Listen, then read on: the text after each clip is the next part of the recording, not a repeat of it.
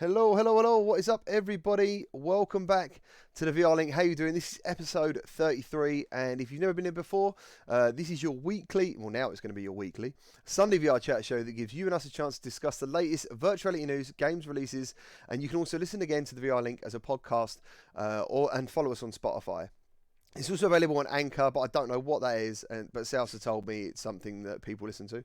I'd like to thank the amazing patrons of the channel and the channel members whose names are listed below. And if you're looking for ways to support this channel, please check the links in the description. And while you're there, please check out our community Discord, which is now over 500 members. The one of the real, and I mentioned it last week, one of the busier parts of it is the Beat Saber part of the challenges. So people are posting their own videos and their own scoreboards and stuff like that, and people are getting it on in there, like being competitive and stuff. So so let me introduce top left. We've got Nat from 7 Degrees of Gaming. Hi guys. We've got Salsa from Salsa Ketchup VR. Hello. And Rosie Summers, aka Hello. VR Rosie, who is a virtual reality artist and 3D games animator. And looks like we've already got a donation because of her. So thank you very much for that. Oculus Quest Fun. Thank you, man. We also had a donation earlier from Midlife Gamers. Thank you ever so much, dude. Who we got in the chat today? So look, we've got Oculus Quest Fun. Thank you very much. We've got German Rifter, Nate Peterson, Sonny, Jimif Jamif, German Rifter, Void Cat. Eric We've Harley. also got a question already by Watto UK. Oh, nice, man. Nice, man. He's asking, does anyone know if Quest plus Link microphone works? Would like to say hello in Zim Racing later. I actually don't know that answer. Yeah, Don't know if any of you guys know. It should do, yes. My mic has never worked using the Link on the Quest. I don't think. Interesting. I haven't had that problem. It depends on how it's set up. If you've just set up as default, it should do. Yeah. All right, cool. Who else we got? We got Psychic Parrot. I'm loving that name. Monkified, Scottish gamer. I was saying the other day, my name is really boring. Like never thought of this stuff. Super Dexter Murphy, VR Basement, Ham. How you doing, guys? Thank you ever so much for being here. A Hobbit, Samik81, nice. If I've missed you, I do apologise. Lord Necton, Boy Brown, Vinny the Guinea Game Cat, TGK2. How you doing, guys? You all right? Aspin Dark Fire. Gate Tantrum is asking who's the guest. So maybe Rosie would like to introduce herself and explain what wonderful creations she makes. Nice to meet you all. So I'm Rosie. I'm a 3D animator and VR artist. Some of you might know me as VR Rosie. That's it, yeah. So if anyone follows me on Twitter, I'm always tweeting out stuff because it is absolutely fantastic. So what I'm going to do, I'm going to play a little clip of some of your work. We're going to do the live clip first, full screen. So this is Rosie now doing her thing. It's all very majestic. Yes, thank you. It's cool. And you use the Vive. Is that all the time? Is that you go to all the time? Is that the best thing? No, actually, that was the Vive. There was at YouTube Space because that's own YouTube Space's headset. Mm-hmm. At home, I use a Rift and an Oculus Quest when I'm on the go. It sort of turns into my little portable sketchbook. Really, does the Quest. Yeah. And yeah, so yeah, Rift and Quest mainly. Wow, and it looks like you attend a lot of events. Oh yeah, loads. Really? So yeah, always performing, doing workshops. Jesus. Because it does look like a performance, what you're doing. Yeah, it's not just totally is. It's because with tilt brush, when you're painting in space, so you're using your body to make the paint, which is why it becomes performance. Wow. That sounds awesome. I didn't know that. I personally have never used tilt brush. No, No, it was one of the first things that I hopped into, obviously. Oh, excellent. So what got you into virtual reality, like first and foremost? What was like your first experience and stuff? Yeah, so I started as a fine artist, exploring art using portraiture, oil paints, all the traditional sort of mediums. And then I sort of got bored of the static and the flat, which is where I started to explore animation. And it was through my studies as an animator that I found virtual reality as a way to sort of bring people inside my narratives and tell stories in a way that people were existing inside them which I just found completely, mind-blowing and exciting to explore, really. And I'm quite a veteran when it comes to VR because I found VR right at the very start with the DK1. And obviously it wasn't really consumer yet. I got hold of it through the family. So I saw a lot of development still to come, but I was instantly caught at that point. And then it was a few months later that the Google Cardboard came out, which I know a lot of people diss now, but that was a breaking point for me because I saw that I could be in this virtual world just through the screen of my phone. And I was thinking, right, this is fantastic. I can use this as a medium to bring people inside my worlds and actually start to put people inside my animations. And this was just using the demo experience. This is just, the little fox. I don't know. Yeah, I do remember that, yeah. Yeah, it's just a little fox that you follow around on a little adventure.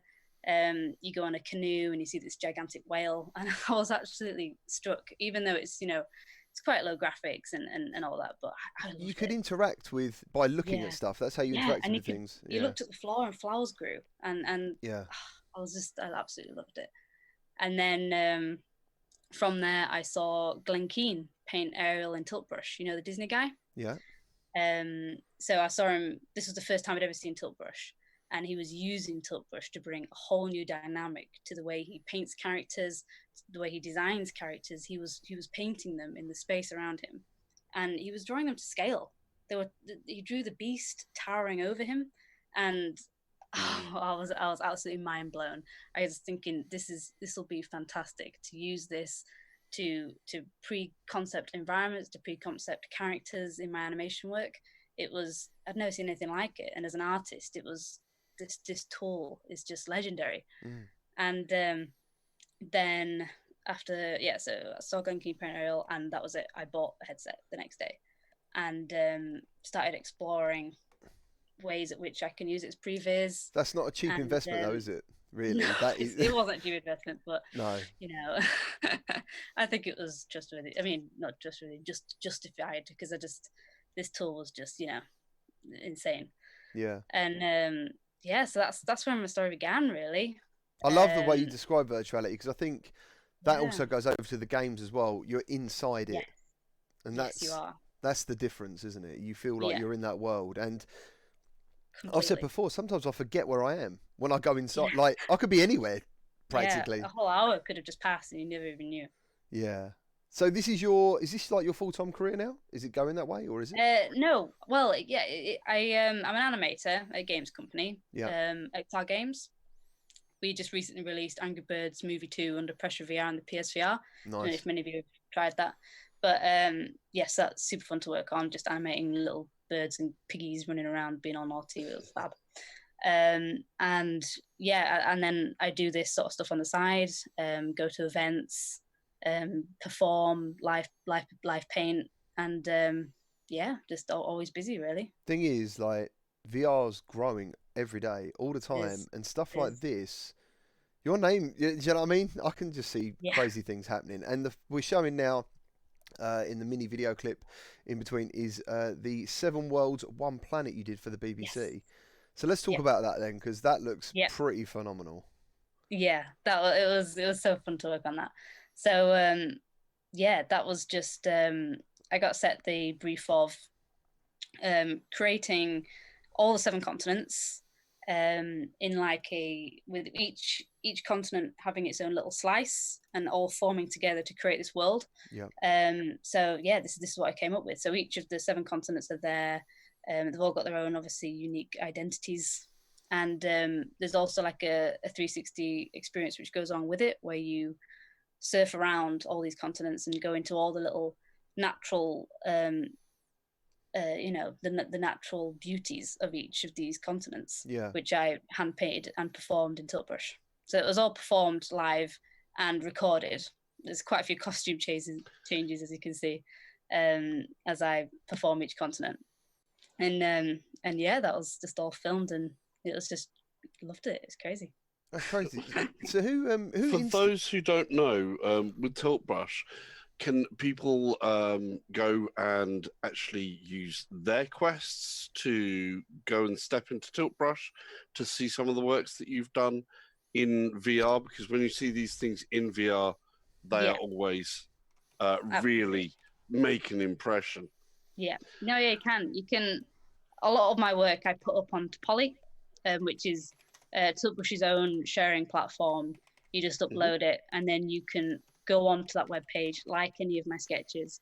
And then when you go into Tiltbush, you have like a like sketches panel, and then you can click there from that panel and select any of my worlds, and you can actually free roam, walk around, make your own mark on them. Some of them are actually open to be remixable as well.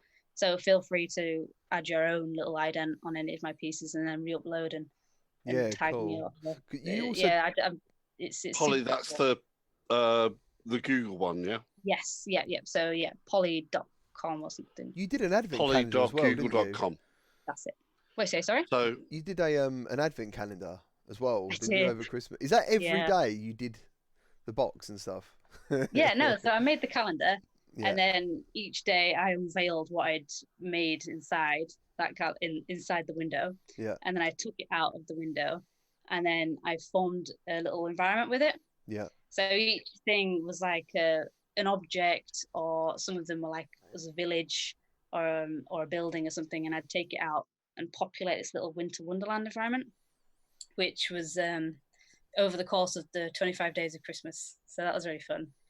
I don't think that's been done before. So No, and it was awesome to watch. So have we got any questions in the chat for Rosie? Has anyone commented anything? I've noticed some people have said they can't even write their own name. Someone said, I just draw rude things. You know what? There's always one. It's countless how many events that I've done with VR, and the first thing someone's done when they've gone in is just drawn a dick. I say a rocket ship. It's the same as almost any form of medium, though, isn't it? You give someone a new form of medium, and what do? They express themselves. They're presented with the whole of space as a canvas, and that's what they think of drawing. Yeah. Exactly, a rocket ship. Like if you went outside the galaxy, did a pullback, you'd probably go, and there it is. It just looks like a rocket ship. That's in the why. stars. It's obvious. They don't know often that we can see because they think it's private in this little headset. So they're like, oh yeah. And then we're all just watching them. Oh, man. Those people saying hi to Rosie. Nice. Hello. Oh, yeah, a lot of people in the chat are sort of saying what she's doing is kind of like a performance. I mean, do you listen to music while you're doing this? Or Yes. And one of my performances was actually to music. So I was with a DJ. Who live put on these awesome beats, and I was just there painting to it, and I started moving to the beat, obviously, and thought ahead about what I was going to paint and think, hang on, that'd be really good for when the beat drops at this moment and stuff like that. Yeah, nice. So it sort of the music did stimulate the way I painted. That is wicked. Paradise Decay is a question. He's put, what's the most challenging art piece or event Rosie has had to do? Oh, that's a good question. Because the BBC one looks crazy. I mean, that because in a way, that's got a lot of views, isn't it, on their. Oh God, yeah. Yeah, that's massive. So, if anyone wants to know as well, you can follow Rosie. She's got a YouTube channel, Twitter. Is there any other ways you want people to follow you at all? Yeah, I'm just at YouTube. I've got my own URL, just at VR Rosie. Yeah. VR. Let me just double check what it is. Nice. Feel free to drop it in the chat as well if you want people to click the link and stuff. I've done it. Well, I think you can do that. Or one of us can. I think I've already done it. Oh, excellent! Cheers, man. All over it. There is the Twitter, and I think I did the YouTube one. If not, I will. Yeah. So go on then. What's the most challenging bit you've done?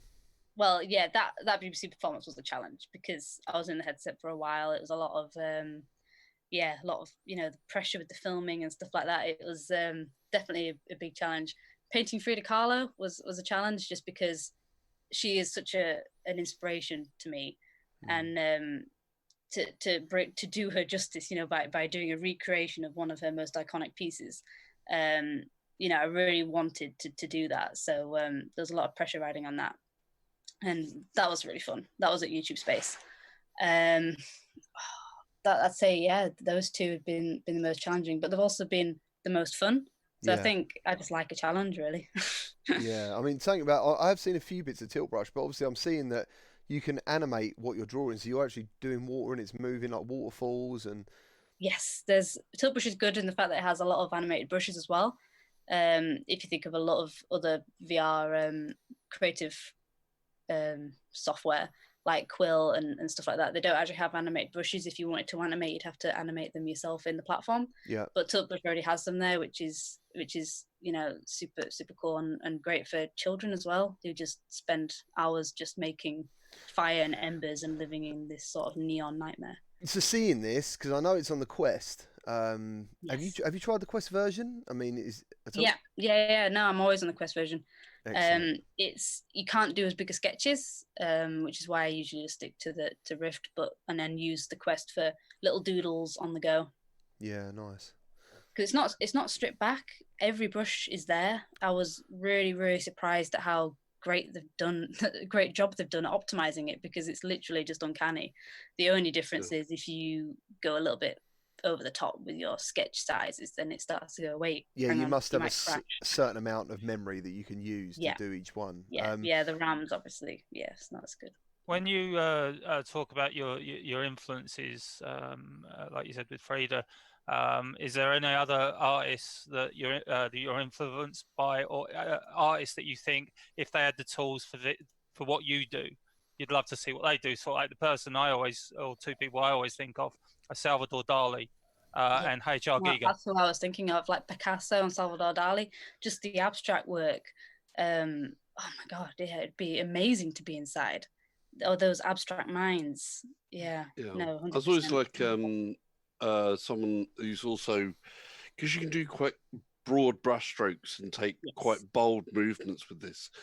I always thought someone like Henri Toulouse-Lautrec, his work, where it's kind of poster iconic, would come across quite well in this type of world as well. Very much so. What about contemporaries as well? Because there is more than there is a growing little community of artists such as yourself doing this as performance work as well. Like there is one other. There is another lady. Anna. It's got to be Anna. Yeah, and Anna is mind blowing, absolutely mind blowing. She does like loads of mixed reality stuff as well, which is hopefully what I'm going to get onto soon. Nice. Well, we're always happy to show your work. What have we got here? So, apparently you've got 208 subscribers now on your channel. Oh, wow. Thank you. German Rifter says, Rosie Summers, your advent calendar was amazing. Oh, thank you. Nocturnal Wolf says, it's part sculpture, part painting. So, it is. So does it feel like you've lost some fidelity, but you've gained a spatial canvas? It's a nice interesting, because, when I first started, it was really hard to be precise because you've got a floating hand. You've not got that canvas. Yeah. Or if you're using the computer, you don't have that mouse. You just sort of like. But I feel that really adds to it. Yeah. You can like the more I've used it, obviously I when you look at my self-portrait and stuff like that, you see that I did have to be very, very, very careful when I made that, because it is little brush strokes. And you do get better. You do get that fidelity back. The more you use it, you do understand the 4D space that you're in, and how best to move around it. So you get that. We've got another another load of questions, but in line with that, in traditional sort of training from art side as well, did you also use clay or any other form of sculpture medium? Didn't actually. No, that was one of the only traditional branches that I never touched, actually. I got into it more in the 3D space. So when I was an animator, I was a 3D animator, which I am now. And when I was studying that, I was learning 3D, and it was through learning that 3D space that really helped with the progression into VR. Because a lot of people who are traditional artists and just do just 2D work and then come into VR, they struggle because they've got that other plane to deal with of 3D space, and how they realize that when they paint here, look to the side, it's all like that. So I to understand that by being a 3D animator, really, that really helped in the progression. Okay. As one of the other things I was curious about, because you're saying about fidelity as well. Yeah. I studied fine art as well, by the way, many years ago. One of the things I used to do with sketching to bring up your right hand, I was forced to do sketches with my non-normal hand first. Yeah. Do you do that as well to pull the fidelity up or not? No, actually, but that was when I was doing my art foundation. That was one of the things we had to do. Really gives you a headache, doesn't it? It is. Very much Crazy. So Bruno asks, which headset do you use? I guess this is on what games do you play? So yeah, what's your like go-to headset, and in what games do you play mostly? Because I've seen you playing Beat Saber over Christmas. I saw a video of you playing it on the Quest, and you was like all over a place. You know what I mean? So yeah, it looked very active. Yeah, and pistol whip as well, obviously. Oh, that is my go-to for room scale sort of games is the Quest, just because it is. You can freely go around without wires. It's the perfect headset for that. And for just VR art and stuff like that, it's usually just the Rift, because I've had the Rift for so long now that it's molded to the shape of my head and has become the most comfortable headset I own. It's worn into your face. Lovely. It literally has.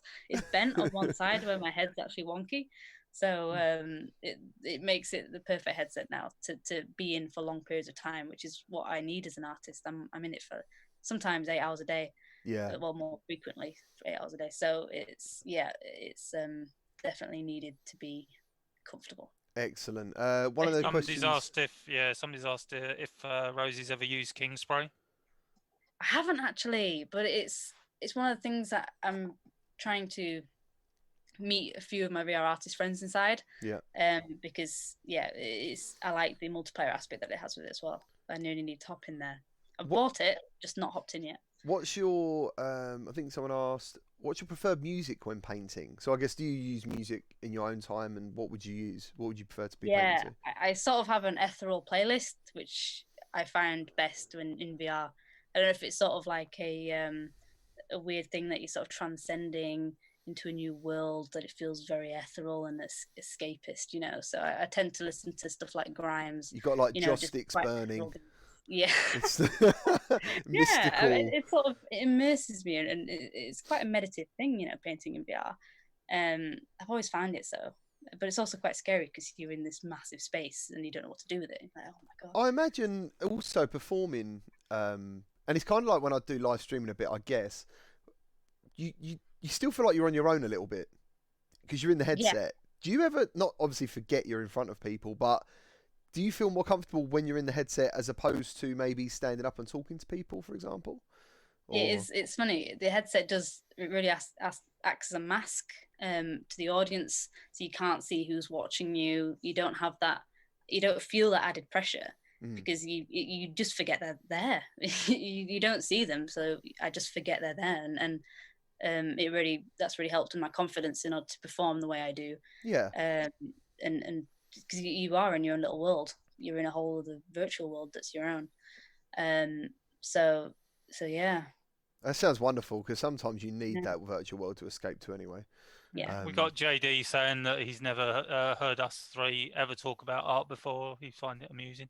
I wear a monocle in my own time. I've got no artistic talent, and I'll be honest. But the first sort of entry that I always had to art was actually movie posters. I always had a fascination with movie posters.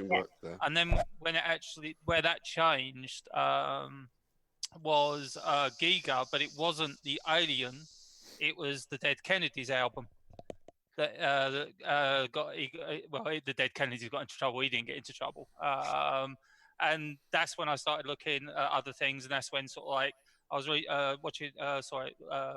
looking at Giga's work, and then somebody recommended that I look at Salvador Dali. If you like Giga, you want to try Salvador Dali because he's going to be really out there. So people like it's weird how they run in the stuff same. Like that don't actually appeal to me. I look at it and it's like, okay, that's fine. Somebody like Salvador Dali and people like that, they're the people that get me excited. Giga, I always love this stuff. And I'd love to see, obviously it's never going to happen. Unfortunately, the guy passed away, unfortunately. But I'd love to see what Giga could have done in the VR medium, because he was always experimenting with different art forms, whether it was sculpture or painting or whatever. So I would have loved to see what he could have done in VR. Yeah, same. That's a very good. We do listen to it. So. My favourite artist is Rosie Summers. So A Hobbit, he says, did Rosie do art at school and uni? Because my nephew wants to get into game design. So I did. I studied animation for 3 years at Leeds Arts Uni. That was a BA, where it basically got taught all the principles of animation. It was a fab course. Experimented with all sorts of different types of animations. I did some traditional stop motion, and then I eventually found 3D as where I want to specialize in. Yeah.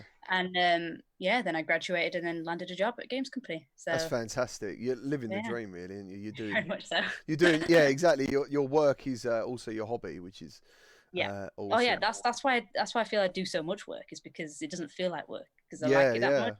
I remember that's watching. Why I balance basically 2 jobs, because I just love it so much. Yeah, I remember watching an interview with one of the main guy of who made Toy Story, and while he's been interviewed, they said to him something like, "Oh, you've been known to sleep at your desk for like 7 days, you know," and he's like, "How does it feel like to be at work that much?" And he said, "I'll correct you there. I've never worked a day in my life. I would do this for free." That's what they say, isn't it? That's what they say. That's awesome. That's what I say to my kids. Yeah. Yeah, I mean, I'm not. I mean, I hope it works for everyone else. So yeah, that's awesome. Gaming Legend says Rosie needs to do some work in Dreams. You heard of Dreams? I take it on PlayStation. Oh, yes, I've been wanting to try Dreams. It's coming out soon, isn't it? Very soon. Is it? It's out. It's always been coming out. Yeah, it's like in early access. It actually gets a release in February. It gets a proper release in February. Although the VR side of it, they still haven't said anything about that. I still think the VR side might not be until it comes out on PS5. Because I saw something on Twitter the other day, and like literally yesterday, and it was saying that it's coming out like very, very soon. So no, the actual Dreams is coming out, but I mean, obviously it'll be good for you because the Dreams VR experience is only the creation side. It's not actually going to be stuff that the Media Molecule. I mean, I'm sure they'll put something in there to get people started, and it's a bit like what you were saying, where you can go in and you can sort of like have your own riff on what somebody's already done.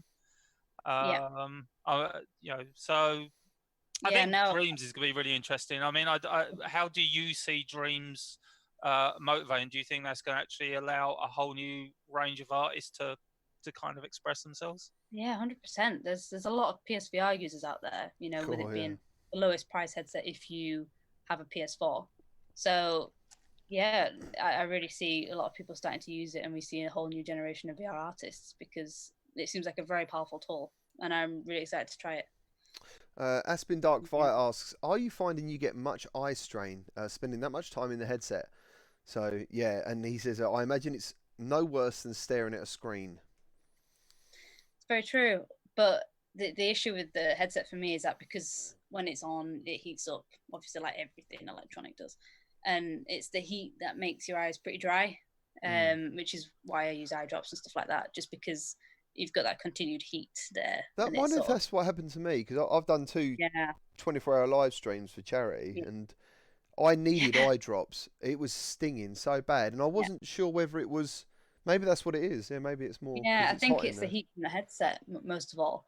And sometimes if my headset's too tight, I get like a little pressure sort of thing. But I take regular breaks, so that never happens. Like I'm always in, out, you know, grabbing a drink, taking a walk around. I look after myself. Nice. Great Tangent says, Rosie, will you stream a beginning to end painting on your YouTube channel? Oh, yes, I intend to do that very soon. Yes. There you go, guys. I did a quick sort of like speed paint video recently, which is one of the first times I've actually recorded myself painting something. But yeah, no, I intend to do that definitely when I have the time. 100%. Awesome. Hussein X says, Oculus did an art competition early last year on Medium. It was on Oculus YouTube channel. Great watch. Did Rosie try to compete, or were you aware of it? Yes, I was aware of it actually. But I'm not a Medium person actually. I've not actually tried many of the 3D sculpting tools. I just mainly stick to the painting ones like quill and tilt brush. I definitely plan on doing it. Just haven't hopped into it yet, but I do definitely plan on. Yeah, no worries. What I was going to say to you, I do know one of the guys over at Dreams. He is on Twitter, so what I'm going to do, I'm going to actually send you his way. And is it Martin? Any chance? No, I can't remember his name. Every time I see him at a game show, he sort of goes, "Are you following me?" And then he walks away because he won't answer any of my VR questions. But yeah, it'd be great to see an art, not just a game side of Dreams. It'd be nice to see an art side of it. You know, what can be made that way. Yeah. I found it. 2 weeks until Dreams launches, apparently. There you go. How much is it though? Because it was only £25, wasn't it, for early access? Yeah. I don't think they've given a price. I mean, I got the early access one, but then I realised I had no artistic talent. So. Or game design talent. What's that? Thank you so much for the subs, guys. I'm looking at the comments now. Nice. Yeah, I just had a quick look. You're on 218 now, so you're popping up. Thank you. I don't think that was me, Shaolin. Here's a question. Why is Rosie's Twitter account suspended that you linked GT? I haven't linked anything yet myself. No, I've linked hers in here. It should be fine. Someone could click that link. Looking at it now, so I don't know, Shaolin, what you're looking at, but I'm on her Twitter. Don't worry her unduly. I'm sort of like seeing her go, what? My account's suspended? What? Yeah. So a Hobbit said, Rosie, I donate cash to charity, which he does every time my wife does a run or anything like that. He's always donating. He said, what is your charity of choice? It'd be the Teenage Cancer Trust, definitely. Nice. There you go, man. So yeah, excellent. It says at VR Rosie on his Twitter right now, and it's underscore. Did I link anything? I think I liked something. Rosie did a I did a tweet. Rosie did a tweet. Yeah. Rosie did a tweet. Let me just press. Yeah, no, I've the link to the account. Oh no! In her Twitter account. I know what he's saying. You know the video, the actual video that I've put up. That's actually got at VR Rosie on it, and it's the wrong at. God. Fool of a tweet. Underscore Rosie. Yeah, I missed the underscore, and I have. I've missed the underscore. Sorry. It's okay. It is in there. It is in there. Right, I'm going to put that in the comments below that right now, so we can fix that. Thank you. Yeah, no worries. It's nice to It's nice because it's a way of sharing what I like watching. Do you know what I mean? I love watching you and seeing your videos on Twitter and stuff. Like I've got the bell on for you. You know what I mean? So I can see your stuff first. Oh, thank you. I must ask as well, animation, because obviously the 3D side of this, we talked a little bit about animation and where that's going. Is there any particular animations that you've seen in VR, like full-on 6DoF animations, that you particularly liked? Yeah, well, I've been really wanting to get into Walls on the Walls. That Oh yeah. Everything, it looks absolutely fantastic. My type of thing. I've not had a laptop yet, but I've downloaded it. Yeah. I will do the next available chance because that looks fantastic, and the AI element as well. Just really like that. I haven't got to do all of that. I started it. Yeah. And what I got from the beginning, I was like, oh, that's creepy. Yeah.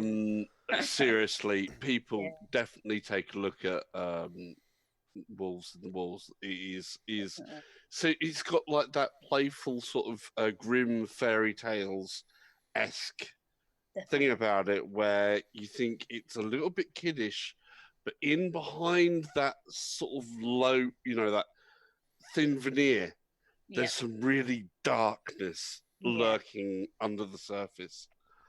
And thank you, A Hobbit, for the £10 donation there. That's really kind of you. So what I'm going to do, Rosie, if I can get your PayPal for you or something, I'll put that £10 to you, and then you can put it in your amazing your thing. So that'd be awesome. But yeah, not to bring it up. What time did you want to? Because Rosie's got another engagement as well. Because she's very busy. So what time did you want to get out of it? Because I know it's like 7:45 now, and I didn't want to keep you unless you want to stay. No, just around 8. Just around 8 would be fab. All right, quality. So, when you talked about virtuality earlier, what was like your first, like, mind-blowing game experience? What was like the first? You know what I mean? Because you obviously take it you play a lot of games. Yes, yeah, no, I do. First game I tried was Super Hot. Oh wow, that was your first one. Yeah, the first one. That must have been amazing. Up until that, it was just software, tilt brush, stuff like that, and then I played a game at last. And I think it was Super Hot. I'm trying to think back because as early as memory goes. Yeah, definitely Super Hot. Yeah, it's fantastic. Oh, that's Really, awesome. really. You must have enjoyed that from an art design point of view as well, because that's a Yeah, very simple, minimalist game, but it looks amazing. But it's, to be honest, all the best games I've tried have been very simple. But the thing that's hooked me has been the gameplay and how it really utilizes the fact that you are in a virtual space and you are, you're existing in the plane of the game. Superb. What I was going to say, my earphones are about to die, unfortunately, because I think where my little girl's been playing Fortnite, she's knocked the charging stand, and I don't know what I'm going to have to like put this through the speakers, I think, to get this to keep this going. Right, so let's push on with. Oh, that's what he's going to talk about. So I'm going to quickly run my VR news segment. Hold on. Because everyone loves it. Don't forget his little intro. Yeah, I've got to get my intro. He loves his little news. Hold on. His little news intro. Where's it got? I've got it. Here it comes. Boom. You found it. And there's no sound. There's no, because I turned down Rosie's. No, we don't hear it. We don't hear it. They do. That's it. Right, I've got it now. I've got it now. Because I had to turn down Rosie's one. She said, don't worry about that. So. Oh, Job Simulator as well. Just yeah. There we go. Got it in there finally. Job Simulator, like for its time, was amazing because it actually felt like you had. I only played it on the PlayStation, by the way, but it felt like you had a like full room scale experience with that because you was sort of twisting and turning and stuff. You got it. I love live simulation as well. So mascot. Oh, joined. Thank you. What headsets do you own then? You obviously you said you got the Quest, the Rift. You obviously own the Vive. Yeah, I've got Vive, Quest, Rift, good cardboard. Yeah, that's it. Have you got a PlayStation VR as well? Oh yeah, no, I have PlayStation VR. Yeah, as well. Yeah, and yeah. Is there anything with a headset where you've seen some of the stuff out there and gone, I really want to try one of those? Is there a dream headset of like what you want for a headset? Well, what I'd want for a headset would be less clunk, 6 degrees of freedom. Like, the Panasonic one, that looks great. If that was 6 degrees, then fantastic. The cyber-based goggle ones. Yeah, they looks pretty crazy. That does look straight out of like Masami Shirao, Appleseed or Ghost in the Shell type of stuff. So an Index that's was kind of cool. I really want an Index just because of how comfy it was. Yeah, they're awesome. Really was. Because I have a small head, so I really struggle with VR headsets sometimes because they don't accommodate for my size of head. Have you tried the Oh, the extra thing, don't they? They have the extra padding that comes with the Index as well. Yeah. The other thing, actually, because I get a mix of responses on this one. In the Index, do you find there is an excessive amount of glare or not? I didn't find any when I tried it, but it was only a quick demo that I was in at VR Manchester. So, I don't. That's one of the ones that it's something that comes up often. People bring it up a lot in my channel when I sort of like go, oh, well, I'm thinking about an Index, and people go, oh, it's got terrible glare. I think the Rift has bad glare. The Rift has bad rays. Oh, the God rays are real. I noticed the difference whenever I use my Vive. I'm like, whoa, everything's so clear. I can see. Have you tried the Rift S yet? No, not actually. I've put it on my head, but I've not actually tried an experience yet. Oh, right, okay. But yeah, I've heard it's a little bit heavier than the Rift I've got now, just because of the sensors being inside the headset. Well, maybe it is, yeah. Yeah, maybe it is. I never thought about it. Yeah, but it's more balanced. I love the Rift S. I absolutely love it. Yeah. I absolutely love it. Paradise Decay said, did Rosie see the live Lindsay Sterling concert in virtuality? She had some really interesting backgrounds, and I can see someone like Rosie creating art in the background of such an event. I was on holiday that day, so I never was there for the performance, but I watched it all when I got back. And yeah, it was outstanding. I wish I was there because I've done a lot of sessions inside the Wave. The Wave is fantastic, which is where she hosted it. Right. So I would have absolutely loved to have been there. That's how you know she loves it so much. She was unfortunately on holiday. Oh, damn. I guess I worded that a bit better. But yeah, I was headsetless. Oh, right, that's it. We can't have that. No. Cool. Yeah. So another thing with the Quest, have you tried the hand tracking at all? Yes. It looked like had not slept and had been on lots of caffeine, but it was good. It was very, very nice, and I liked. Just liked it. It felt a bit wizardy. Yeah. Have you also? Because I mean, what do you call it? The leap motion. Leap motion. Yeah. Leap motion. Yes. Which is a different hand tracking method. Yep. You tried that one as well, I take it. I haven't actually. No. Not properly. But I've heard, obviously, it's not as good as the leap motion. The Oculus hand tracking, I've heard it's nowhere near the leap motion just yet. Not quite though. They do have something quite similar, I think. There's just minor differences, but I thought it'd be interesting to find out if you had or you hadn't. I mean, do you think you'll ever get to a point where you're able to just use your hands for art instead of? It's going to happen.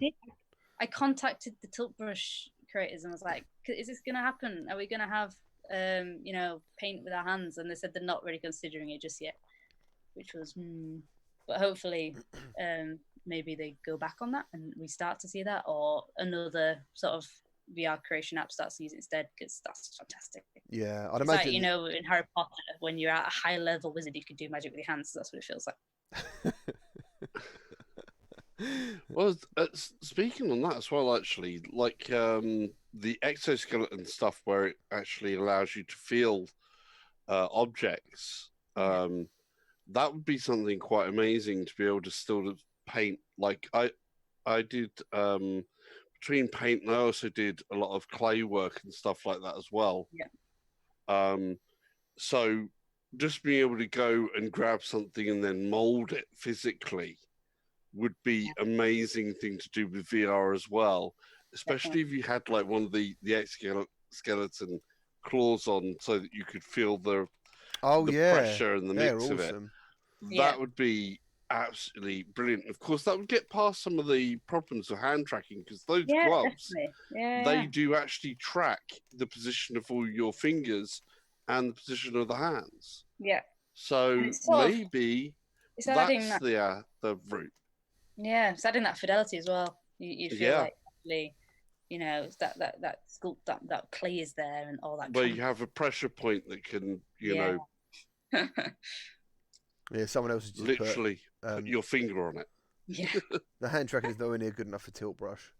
Yeah, I mean, I couldn't. It'd be good to try it, but I imagine it'd be more frustrating when you're trying to create a certain scene, because it does wobble. There's no two ways about it. I've seen it wobble and go. It even goes a bit frizzy, like weird sometimes. What I was going to do, I was going to run a video of this guy. He's doing Walks of the Wizards, and where is it? He's added hand tracking, or they're experimenting with the hand tracking, and this little video was bloody awesome. Like, yeah, it does make it look so good. It looks really cool, man, because it looks like he's experimenting with like a warping thing as well, where like his fingers are growing.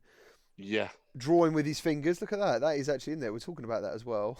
Googly eyes on his hands. That's crazy. I've not watched all of this. I just remember seeing some of it and I was like, that is fantastic. And I spoke to the guy and said, like, can I run this trailer? And so I thought it'd be a good one to show today. But the other thing that got hand tracking as well is Teeth God. Yes. Yeah, Teeth God is fantastic. Yeah. Yeah, like that. But not to the same magical level as that. No, that is the best demo I've seen of hand tracking, easily. Because it should hopefully be out at some point. Yeah, when you do the side loading stuff, a lot of that is quite glitchy in some ways. It works for a little while and then it stops working again. Yeah, but these are like first attempts at everything, and it's always going to improve and get better. And to be honest, that Oculus have most probably got a second party studio actually working on a proper hand tracking. I think Walks of the Wizard was shown, wasn't it, at OC6, wasn't it, as one of their... It was shown. It's interesting as well that they're doing that growth with limbs thing, because back in the mid-90s there was some VR experiments that went on, and one of them was actually they had a tactile thing on someone's arm that just slowly increased vibrations along your arm and showed you a thing of your arm growing as they increased the vibrations running along your arm. And one of the petitioners was literally seriously like a little bit frantic and was sort of like, can you put my arm back to how it was when I come out of this? So seeing something like that where you're sprinkling something and the fingers going along, and we're talking about all the hand tracking, that would be a really weird one if you had a complete tactile glove and you did that and you had that same feeling of sensation and body augmentation. That would be freaky. Yeah, Suzanne asks, what's next for Rosie? What's this year's goals? Oh, awesome. That's a good question. Well, I'm off to South by Southwest in March, which is hopefully going to open up a lot of opportunities. And yeah, I'm loving working at XR Games at the minute as well. I've got some good titles in the works, which unfortunately I can't say anything about, but that's amazing. And yeah, so good future ahead. Yeah. Other one here as well, actually, I've seen this, but not used it, is Logitech has their VR stylus. Oh, yes. Have you seen that? I've seen that, yeah. Have you had the opportunity with that at all? No, not unfortunately not yet, no. There's Massless as well that do one, which looks fab. But it looks very much towards CAD sort of design. Yeah. More architectural, more fine and structural, but I'm more of a freeformer sort of girl. So yeah, though I think the LG one has still the problem. The end of it is very much like the Vive Puck type thing. Yeah. It's too big and clunky.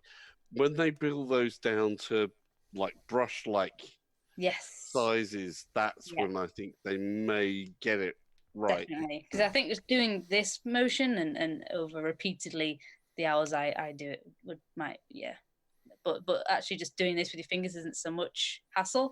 One thing I noticed actually on that is when I use the knuckles controllers, man, my hands were in agony because when you're using it in tilt brush, everything is so I grab the world all the time and I'm moving it around and I'm doing everything and my hands were working like this. Yeah, because I guess normally you just press the grip button or whatever and that's it. With the Rift you just do that and just move it like that. It feels like I'm hardly moving my fingers. It's just like, little minute nuances. But with the knuckles, I was having to like go, and it's So they had you had to squeeze a lot harder on the knuckle ones to get to register the grab. Yeah, definitely, and everything was a lot more felt a lot more labor on my fingers and lots of lactic acid built up. Felt like if I was doing that every day, I'd end up with like big muscle fingers. Muscle hands, nice. Janet says, Rosie, do you think it'd be fun to make little tutorial videos? Yes, I plan on doing that. I've got so much things I plan on doing and so little time. But yes, I plan on doing that as well, along with some mixed reality stuff. So fingers crossed in the next few months, that will be all there for you. But I've got so much stuff in the works that I plan on doing on my YouTube channel. That'd be awesome, yeah, and so if everyone wasn't here earlier, please follow Rosie, VR Rosie, on Twitter and also on YouTube. That'd be pretty cool, and you can stay up to date with everything she does in her adventures. Which seem I mean, obviously you've been flown around different places, yep, do certain events. So where have you been? Like, what? Well, yeah, I was at YouTube Space quite frequently last year. Manchester Animation Festival, a lot of things up in the north. I seem to always go around all these different northern meetups like VR Manchester, Sheffield, stuff like that. Just anywhere I can to really plug the power of this medium. And London quite a lot. I was at the Bet Show as well last week or 2 weeks. Time has run away. I don't know when that was, but it was very, very recently. I think it was last week. But I take it you have to do this all in your free time. Yeah, this is all. Is all. So you're like 7 days a week. You must be like almost 7 days a week. Yeah. Weekend stuff quite frequently, VR labs and stuff like that. All over the UK. And now I'm going abroad in March, which is my first time doing some VR stuff. That's what I was waiting for. So where are you going? Okay. Do you know where you go? Can you South say by Southwest, Texas. Bloody hell, man. Austin. Austin. Austin, yeah, there is somebody in chat who was asking if they will be able to catch a performance of yours there, because they are. Let me see. They're living in Austin. That's why I saw the Yep. comment. Yeah, they live in Austin. Brandon. So Brilliant. Well, fingers crossed I'll actually be performing at South by. I'm still in talks, but if you follow my Twitter, I'll be updating that, and I'll let anyone know whenever there's performances coming up, which hopefully you'll be able to attend. So go follow the Twitter that we just put up there with twitter.com/VR_Rosie. And that's her Twitter there as well. And follow her on YouTube, which is now up to 229 subscribers. Oh, thank you so much, guys. That's awesome. That's probably going to grow as well, because sometimes this show gets a lot more views afterwards. So yeah, hopefully it brings you some well-deserved exposure and following, because you deserve it. You definitely deserve it. Someone's asked what time, but yeah, like, when's it actually happening in Austin? Yes, so my talk, which I'm on with two other amazing people, Mark Omatic and Kevin Ang, and we are talking on the 17th of March, and I will be actually at South by from the 17th till the 20th or 19th, 17th to the 19th or 20th. So I'm there for the week. Yeah. That's something you've got. Sorry, GT, your voice broke up there. Oh, can you hear me now? Yes. Yeah. I wonder if that was mine. Sorry, yeah. So have you? I mean, is this an expensive paid trip, or have you got to pay some of it? Or, I mean, I've got to pay some of it, but part funded. Yeah, cool, excellent. That's nice. That's good. That's good, because as you said, you are spreading the. It seems to be at a cost for a lot of people trying to support virtual reality at the moment. It's not. It's quite hard to. It's difficult. It's difficult because you're doing. You know, you're trying to spread the word on. As you said, like a medium you love, and you want so many people to see it, and the fact that you can actually go and actually experience your art. So you're saying you can download it and you can even change some of it if you wanted to. Yeah, if you wanted to. Some of them are remixable. To be honest, most are remixable. It's only ones where I've worked with clients which aren't remixable. Yeah, yeah, cool. So what? When you're saying about like file size and stuff, what sort of data does some like the BBC one looks monumental? It's huge. Yeah, it's still small enough to fit on Poly though, which is good because even Poly has a limit. Right. But it's quite funny because Tiltbrush goes up in sketch sizes. So you get like low, medium, high, and then when you get to past that, it starts to say stuff like Tiltbrush max size 1, 2, and massive size and stuff like that. So it goes up and it lets you know, so you can sort of strip back and start using flatter brushes and stuff where necessary. Right. Okay. So I guess it's the animations that really use a lot of that. It's actually surprisingly not. It's more the 3D mesh brushes, so the ones which like the icing brush and stuff, which are clunky and have a lot of polys inside them, and the alphas as well. The alpha ones are really expensive, so if you're using the transparent brushes, which is like little splatters and stuff like that, they're really expensive because alpha channel rendering is very expensive. Get to the chopper spot. Not only does Rosie produce the most smile-worthy creative VR art, she also has the most cheery name I've ever seen. It is the most hippie name, I have to admit. It's like I've made it up. Rosie Summers. Yeah. Rosie's quite, Rosie Summers, yeah, but like the name Rosie, one of my friends goes, it's quite a warm name, Rosie. It's quite a nice name. Yeah, it is. Yeah, cool. So, it's 8 o'clock, Rosie. I don't know if you know the time or whatever you want to do. Oh, God, yeah, that flew away from me. Yeah. Thank you very much. Cool, yeah, thank you for being here. And thank you, guys. Thank you. And thank you, everyone in the comments as well. Oh, mate, I can't, like, as you said, it was all a bit hit and miss whether this was going to happen today, and I'm really glad it did. So, yeah, thank you. It's been great, like, having you on here and seeing this stuff and sharing it. I think it's amazing. So, yeah, make sure you follow Rosie Summers, VR Rosie, on YouTube, on Twitter, and stay up to date with her fantastic work, because you're always putting new stuff out all the time. Every day. Yeah, every day. Yeah. It is absolutely awesome. Cool, guys. So what we're going to do now, we're going to transition into a we'll be right back screen so I can sort out a little bit of behind the scenes stuff, and then we'll be back. So, yeah, guys. Thanks again. Thanks for joining us. Thank you. Thank you. Nice. Right then, guys, we are back. Thank you ever so much for being patient. We're not sure how long the show's going to go on for because, as I said, my headphones are dying. For some reason, I haven't got any other headphones that work. My PlayStation Gold one's died, and I can't get the sound of this. There is one way I could do it, actually.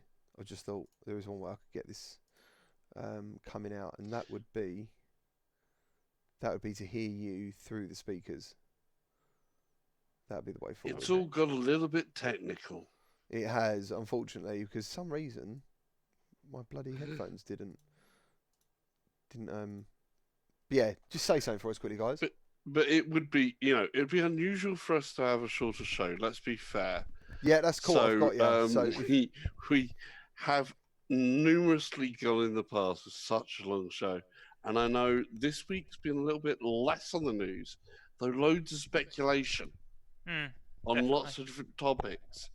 I mean, obviously there's the straight up thing on the PS5 and PSVR 2 launch and GT7 as a combo. Yeah, so no, that's the PSVR 2 has already been debunked, hasn't it? Because initially, what was it? A developer came out and said, "Oh, we're developing for next gen VR headset, a next gen PSVR headset," and he's saying he was misquoted. He meant that using the PSVR headset, but on a PS5. That's what he's saying he meant. And to be honest, I think we've discussed it in this show that it just doesn't make financial sense to launch PSVR 2 at the same time as you launch PS5. I've got to be honest, I think Sony are going to be a little bit earlier than I thought, because I was absolutely adamant it was going to be a year. It was going to be a year from them launching PS5 to launching PSVR 2. I don't think it's going to be a year. I think it's going to be 6 months. I don't think they can wait a year. So I reckon... I'm kind of coming around to you. I could come around to a way of thinking on that one.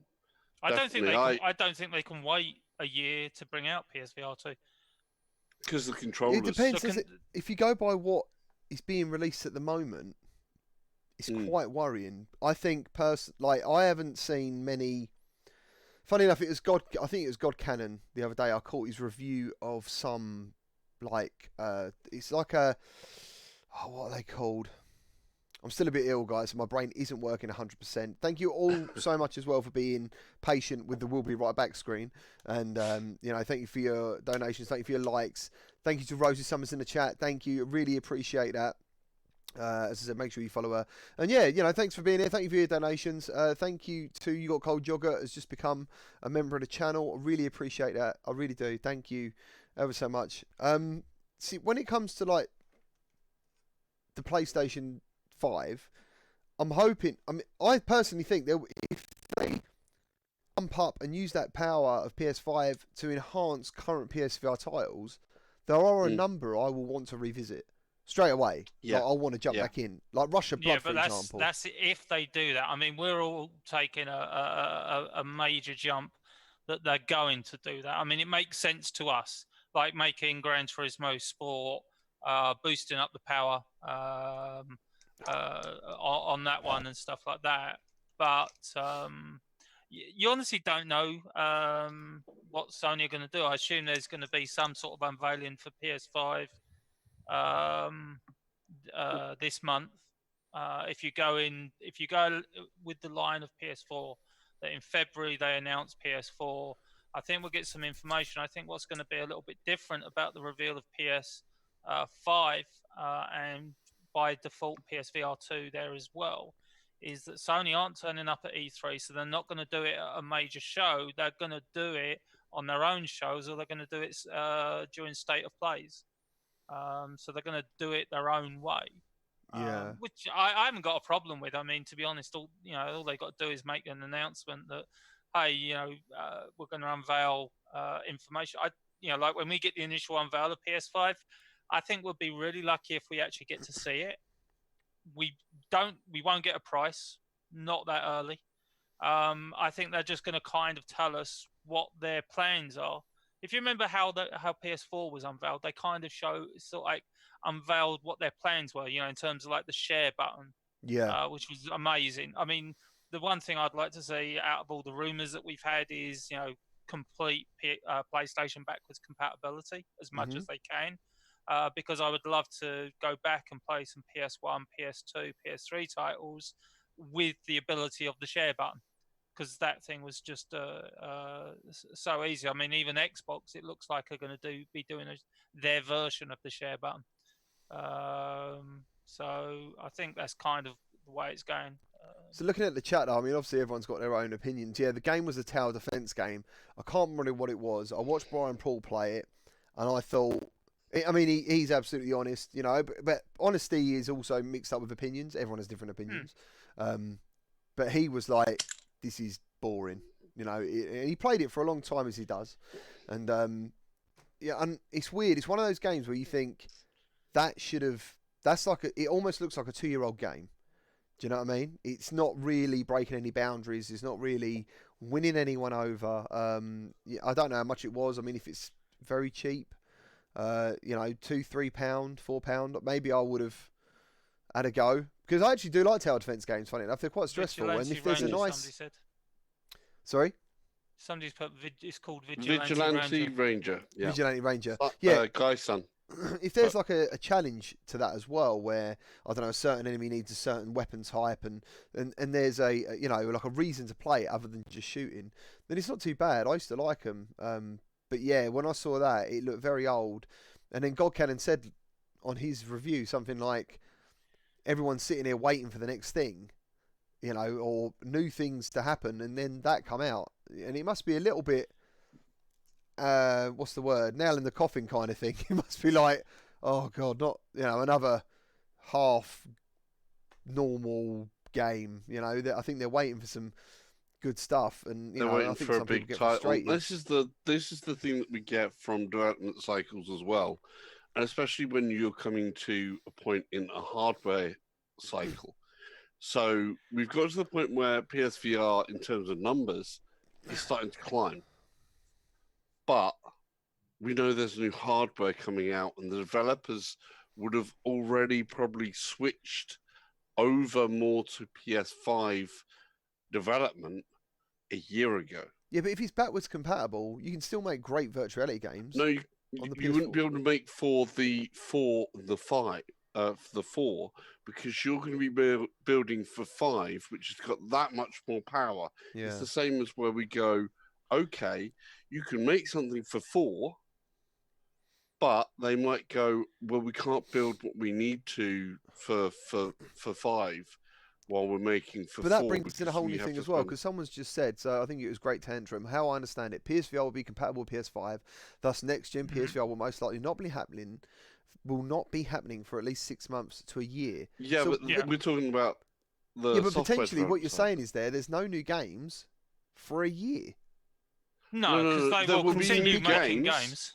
But they're making it for a PS5, not the PS4. So what's going to happen in that year? What I'm saying. That is the that is the point. There is a lot that will have switched over to PS5. Certainly, some of the bigger studios. Some of the smaller ones, it may have not been in that big thing, and you're going to have some of the games thing, but not as much has been over this last year. Not the type of thing that we saw this last year. I don't see PSVR getting as many good high quality releases during this year. Well, they're definitely not going to get a lot of exclusives. I mean, the only 2 exclusives I can think of off the top of my head at the moment is Iron Man VR and Paper Beast. And Sniper Elite. I've got a feeling Paper Beast is coming to PC. Not an exclusive. I might be wrong. Right. But in terms of exclusives, it's limited. Now, in terms of actual games, there are a lot of games. Now, because we've got the PC side, we've already got a lot of those games already. So, like, Gorn is coming. Yeah. I wasn't a great fan of it. It's enjoyable to a certain degree, but it's fine. Obviously, Walking Dead Saints and Sinners is meant to be coming to PlayStation VR. Sniper Elite VR is coming to VR. So there's enough games. And you've still got the issue with PC of that it is a huge investment, and not everyone can make that investment at the moment. The thing is with VR, development and what you can do in VR has moved forward at an exponential rate. I mean, we haven't seen anything like this in gaming for a long time. Because I mean, look at it. Sort of like a few years ago, like I was saying, like Resident Evil 7 was my favorite PlayStation VR game. Now it hasn't quite got there yet. I still want to play a little bit more of it. But Walking Dead Saints and Sinners is really getting close to knocking Resident Evil 7 off its perch because of everything that it's bringing to the party, both in terms of visuals, because it's absolutely stunning to look at. I mean, it literally drips atmosphere, which was the thing that made Resident Evil 7 so good, as it was dripping atmosphere. But then you've also got the physics that literally, live to get a knife into a zombie's head. You can't just be like, oh, I'm just going to do that, because it'll just literally stop in the top of their head. You've literally got to really ram it down. It actually figures out your speed of how fast you're moving that to sort of like get it into their brain. So things like that. You notice how they blunt as well, like shivs end up blunting over time as well. So you have to put in that extra bit of effort when you've got a blunt weapon. Walking Dead, I actually think, as much as I said Boneworks was probably my favourite game of last year, VR game, Walking Dead, for coming out this year, has just topped it.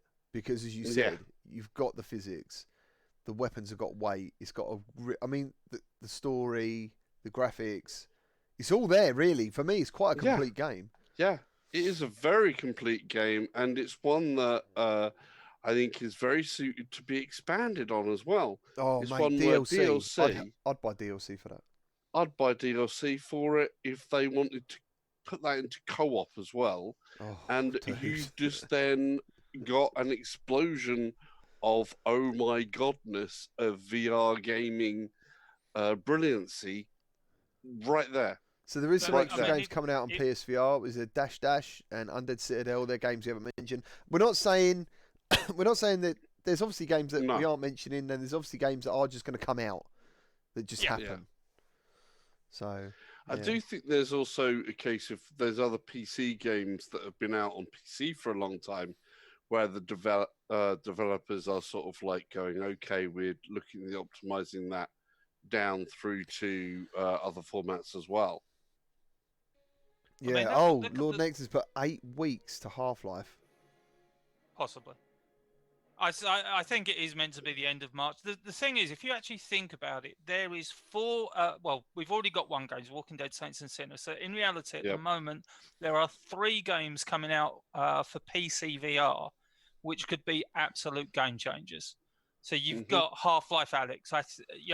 Even if you're not interested in VR, that's going to get people in at least looking at VR or asking their mate who has a VR headset, can I come over and can I try Half-Life? Well, Index sold out. Index sold out immediately after they announced it. Exactly. On top of that, you've got Medal of Honor Above and Beyond. That is a full-on Medal of Honor game, going back to World War II, going back to its roots. It's being developed by Respawn. Everything about that is positive. And then you got the third situation with Lone Echo 2, which should have come out at the end of last year. Is most probably going to come out this year, and again is going to raise the bar for what it's going to do. So you've got the possibility that PC will have 4 genre-defining games out in 1 year, and that's what we know about. That doesn't even include the stuff that we don't know about. I mean, you got something like a Lo-Fi, which could prove to be Population a real... 1. Yeah, Population 1 is Did you see the latest update on Lo-Fi where they've put the ROM emulator into it? Yeah, he's built Finn's Arcade, isn't it? Flynn's Arcade, sorry. Flynn's Arcade from Tron. Yeah, so Flynn's Arcade from Tron is in there, and the arcade cabinets, you can actually load a game ROM into the arcade cabinet. So in Flynn's, you can now play real arcade games. That's sick. That is incredible. But just to go back to Gorn, and I know there's a lot of hype of Gorn. When I was saying about that Vigilante Ranger game, where that would have been okay maybe 2 years ago or a year ago or something. I think that's also happened there. Like, Gorn is amazing because it's very bloody and it's entertaining. The weapons are fun. But I feel like maybe some people have now moved on a bit. They're like, yeah, Gorn was good back in the day.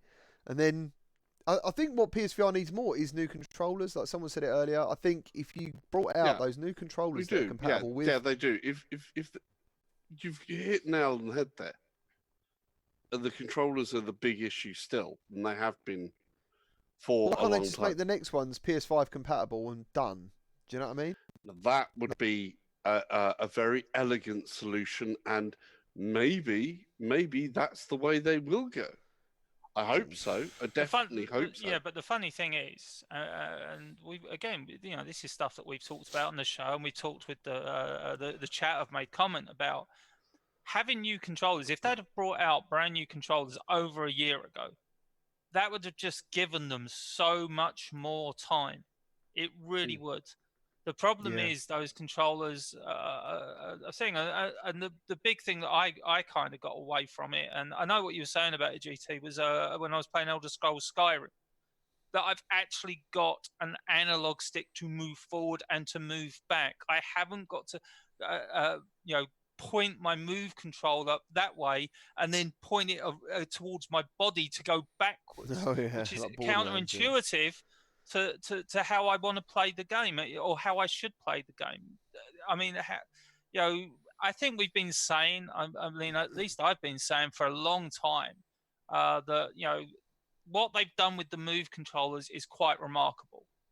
The problem is these move controllers are 10, 11 years old now, and that they haven't got an analog stick is crazy. When every other controller out there has some sort of analog movement input. Boy Brown has just put, or he put earlier, sorry. I just don't understand that Sony having a huge back catalogue of games that could be brilliant in PSVR, but they don't seem to be committing like now. And that's the thing. I still think, like, for example, we're going to touch on First Contact. So Firewall is the game, VR game for this month.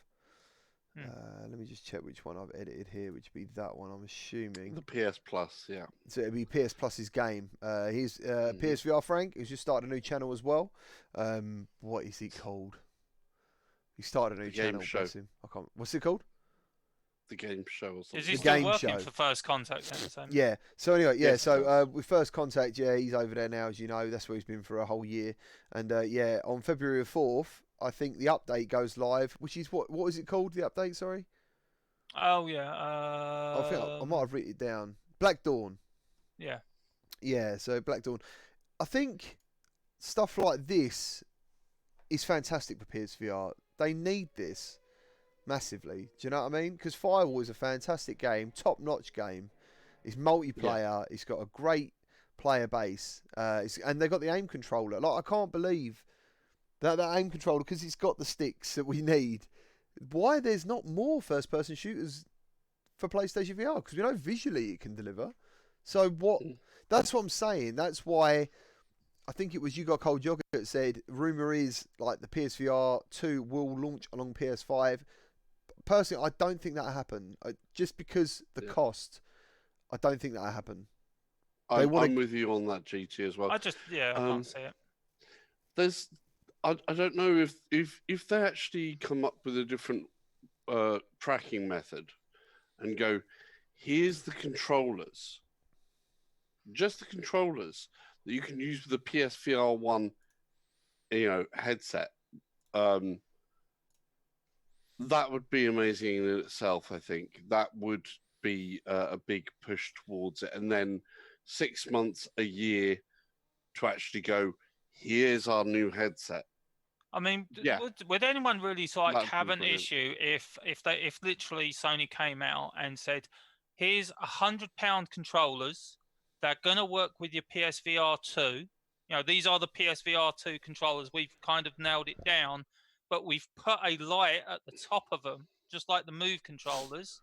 or even a removable light, for God's sake. Yeah, I think a removable light. But guys, you're going to be able to use these for your current Yeah, PlayStation VR on I'd go for PS4. it. If they did that thing, the only issue you've got is the games that we currently have that they would have to map an analog stick to. How many developers out there would be willing to put in the extra work? Because it's not going to be any. They're not going to get any extra money from it. They might get a few more sales of the games, but they're not going to get any extra money. So that would involve Sony paying for those updates in reality, or the developers doing it. So see, personally, that's what I mean. Like when Boy Brown mentions committing, it's the move controllers that I see as the lack of commitment. That it is the biggest reminder of that's what you've got and deal with it till the next gen. And I'm like, and that's the problem. That's where in my mind, and I know some people don't like to hear this stuff. This is just my personal thing. Why I got into PC VR, because I wanted to experience more stuff. It felt like things were slowing down, but on PC things were already. Because in a way, it's almost like you don't know what's going over there because you haven't got it. I didn't really know everything that was going on in PC world, because I'm too busy in my PlayStation VR, and there is a lot of games on PlayStation VR, especially if someone's just got a PSVR headset. They've got months and months of wealth of library. I think people that are coming to VR now have started to pick up the thing of, oh, hang on a second, VR is actually still around. So we haven't been fed, we have been fed a lie for 2 years that VR is dead when it's not. And far from it. Are coming along now later and going, oh, what's good? And then going, oh, okay, because there's still a lot of people out there who don't realise just how huge a catalogue of really good games exist for PSVR and VR in general. That's the issue with PlayStation VR, isn't it? If you're like us that have had PlayStation VR, I had it day one. I assume you guys had it day one or close to day one. We've literally gone through that back catalogue. Yeah. And that's the issue that we have with PlayStation VR. In some ways, I am ultra jealous of someone who actually jumps in and just gets PlayStation VR now. Yeah. Because they've got a huge catalogue. To be honest, they've most probably got enough of a catalogue to get them through. Yeah, they until the next one launches. Yeah. The problem, and again, maybe it's a small percentage. The people that have been there from the get-go, they're the ones that are kind of, well, what's my next fix? What's my next fix for PlayStation VR if you've only got PlayStation VR? And I think that's where we've seen a lot of people in the chat who have moved on. They moved on to Quest, or they've moved on to the Oculus Rift. Yeah, because they're looking for what's next. They're looking for something new because they've, like any of us who've been doing this a while, you've played them games countless times, you know?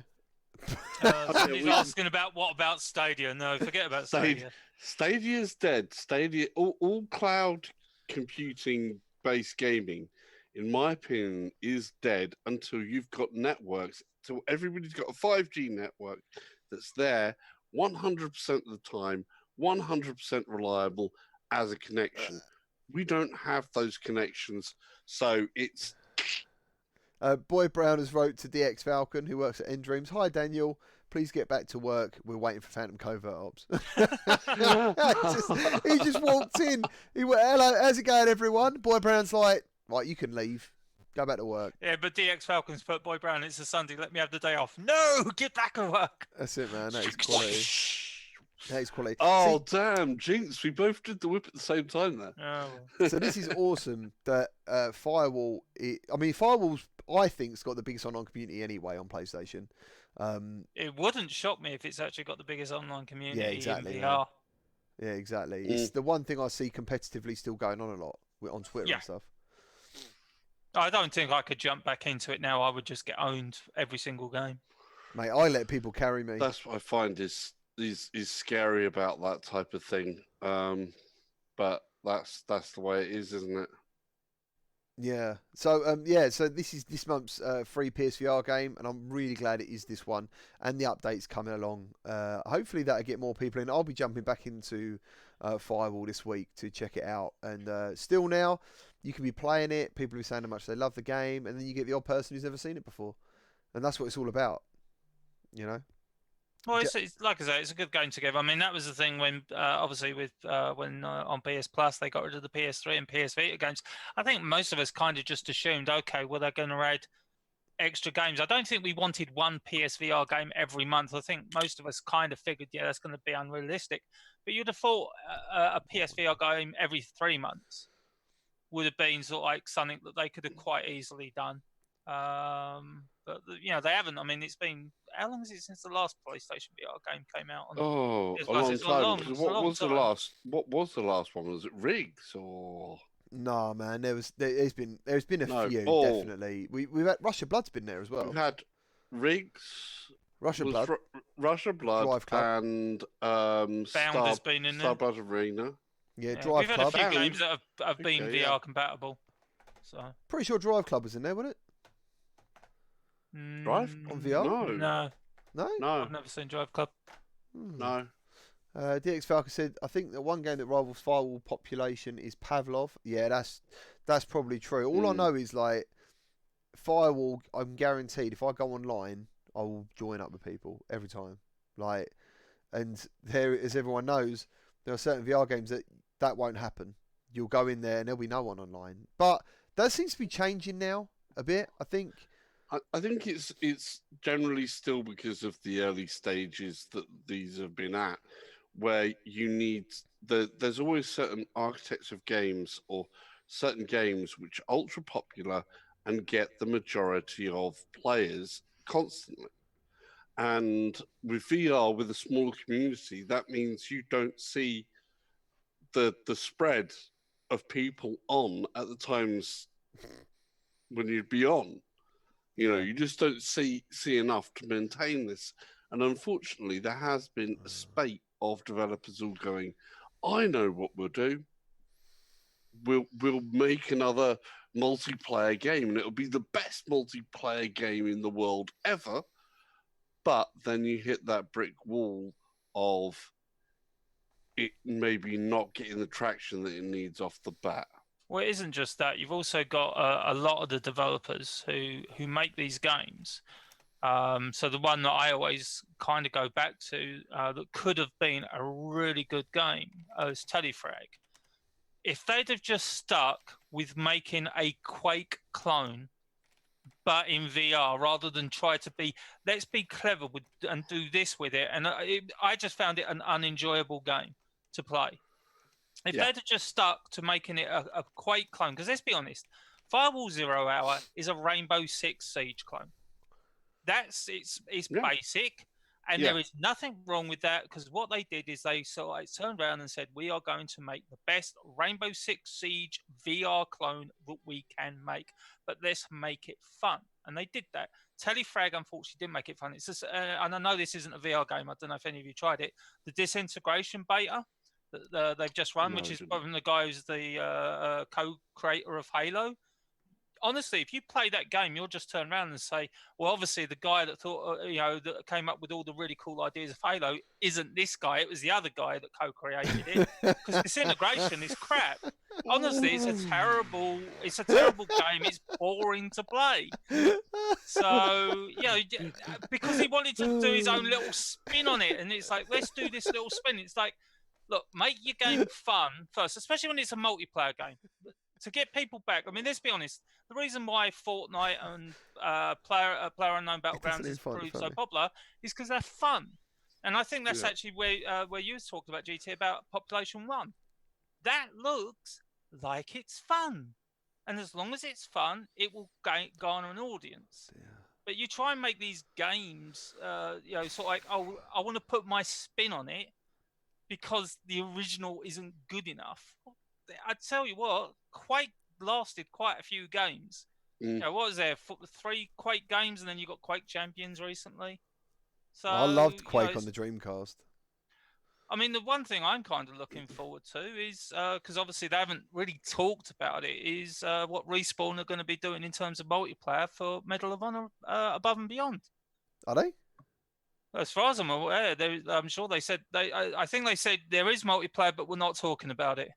I think what they're mainly talking about is the thing. Now, if they can get a Medal of Honor and not mess it up, just do classic Medal of Honor multiplayer. Get the modes set. I mean, I've sort of like dissed on Firewall for not having another mode, but its mode it's got is really, really good. Yeah. I would like another mode. It was just the rounds, man. That's what I want. Yeah. I just want. Once I'm in a game, I want to play it for a while, not just end up back at a lobby. But I know what you're saying. You know, it's one of those things as well. Of course, that's one of the other side effects of VR and multiplayer as a nature, and it certainly hurt. It hurt rigs earlier on when they actually had multiple modes available. Not everybody likes certain modes, but then getting rid of the choice which mode you got thrown into meant that you got games. Yeah. Which is the difference. So there's still those thoughts in people's head.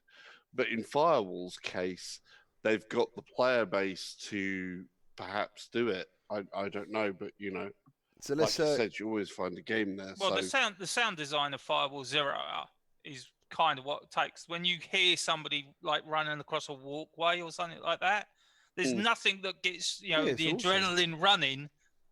You know, that you can hear someone, you're just like, I know you're coming through the door, and then you realise that some bugger's behind you. So VR Games saying Medal of Honor MP is confirmed. Yeah. Wow.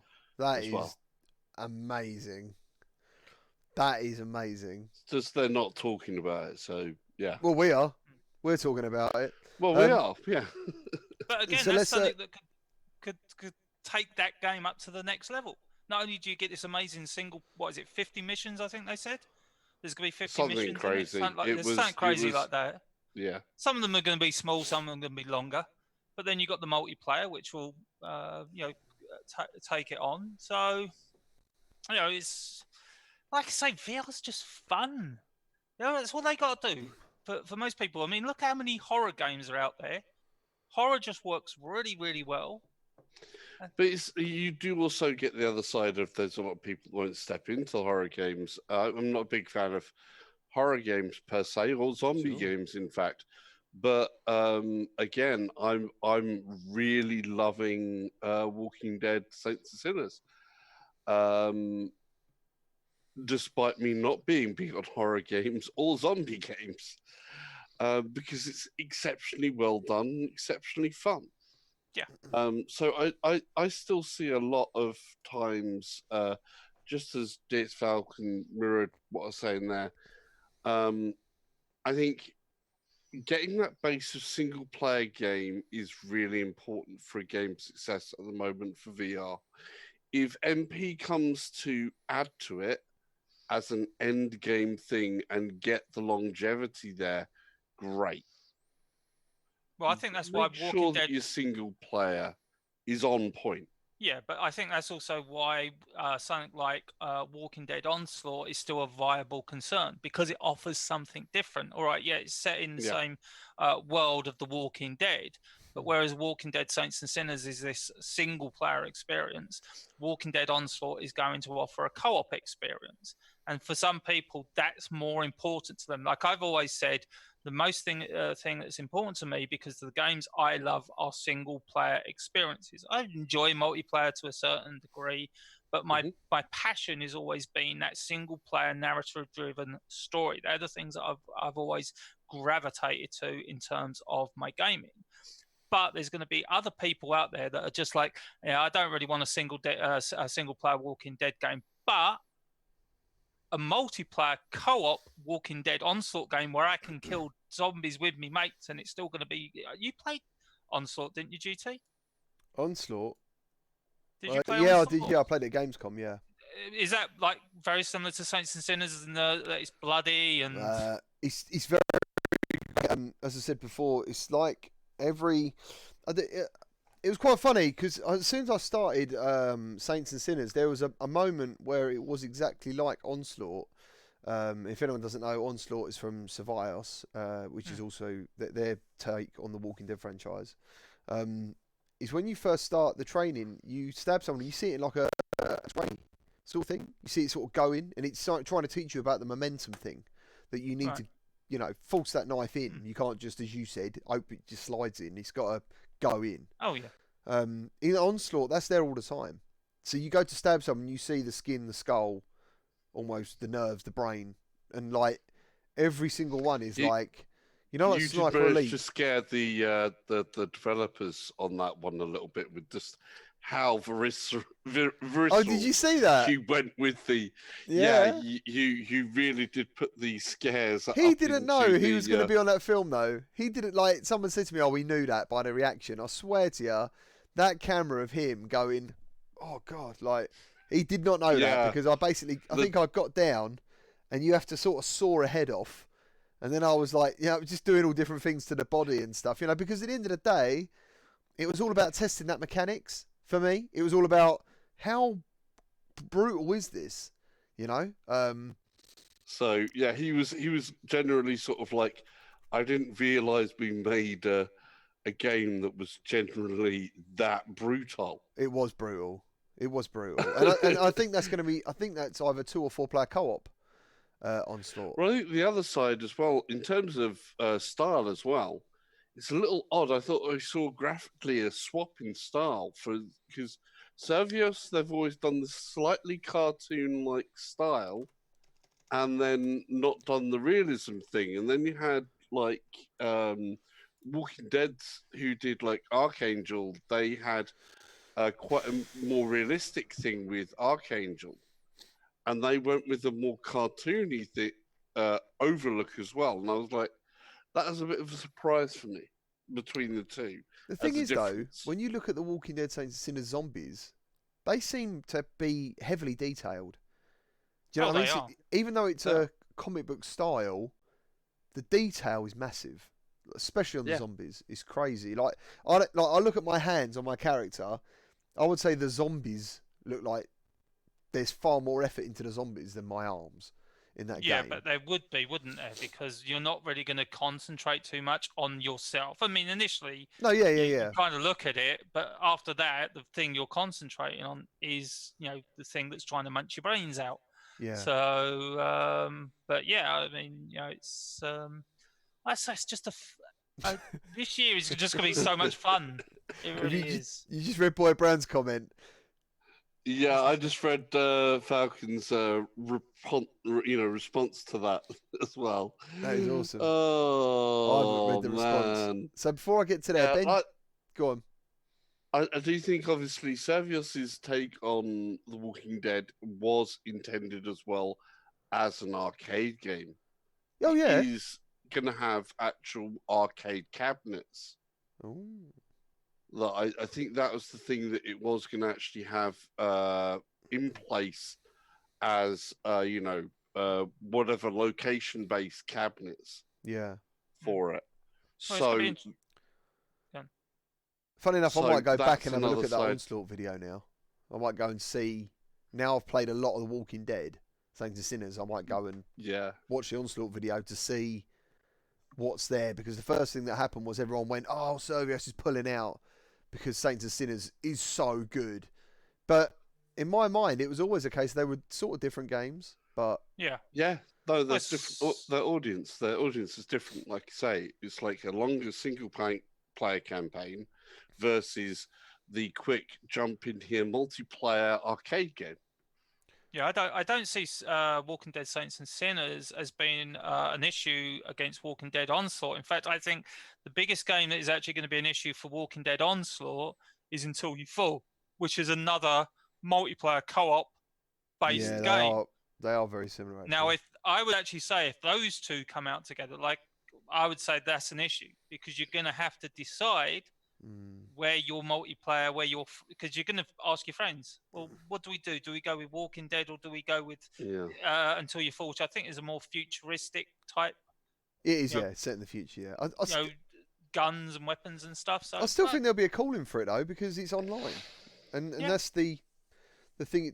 So anyway, Benji Barker, he's put, I want to try PC VR, but I hate being tethered. Should I just stick to the Quest or try virtual desktop with a PC rig?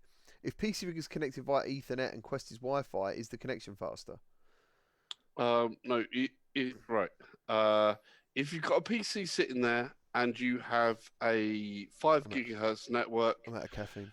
then and you can try it untethered, with virtual desktop, but otherwise, it's easier to plug a cable in and that's it done. Well, it's after the fall. Oculus want to go that way, don't they? So on your case, it wasn't until you fall. It was after the fall. Sorry, mate. Yeah, very similar names. After the fall, yeah. Yeah, very similar. Yeah, that's what I get it mixed up all the time. So you got Cold Jogger that says I'll only buy PS5 if PSVR 2 both comes out at launch. Anyone else in that camp in the chat? I'm not too sure. Me personally, I'll be getting PS5 at launch, but I'll be getting PS5 at launch. Yeah, I think that PS5 will actually give, will help come in at that amount of computing power point where it actually make the PSVR perform to the best that it can perform. That's where I think you're going to get your racing games start to come in and stuff like that as well. Well, the thing is, I get people that sort of like have rediscovered their passion of gaming for VR, and they're kind of like, I only want to play VR games from now on. I get that, but for me personally, I just want to play really good games. I don't care if they're VR, and that's kind of where I said, and I got a lot of heat for it when everyone was going about Resident Evil 2, the remake. I want that in VR. And I was just like, no, I don't want that, because that's not what the developer wants to do. Listen, if you make a developer make something that they don't really want to make, it's not going to be good. If the developer has a passion, I think the easiest thing I can bring up is Hellblade: Senua's Sacrifice, where it was announced that you got the normal game, and I played that, and then it was like, we're going to bring it on VR, and I was like, well, I don't see how they're going to do that, but the developer, for them, it was a passion project. We want to put this game into VR. And I've got to admit, playing it in VR, I was like, wow, actually, this is really, really cool. But it's still a case that, listen, I don't want every game to be VR, because I want VR games to feel special. I want, when I get Iron Man, for it to be special. When I get Sniper Elite VR, I want it to be special. If everything is VR or can be done in VR, then nothing's special anymore. Everything's the same.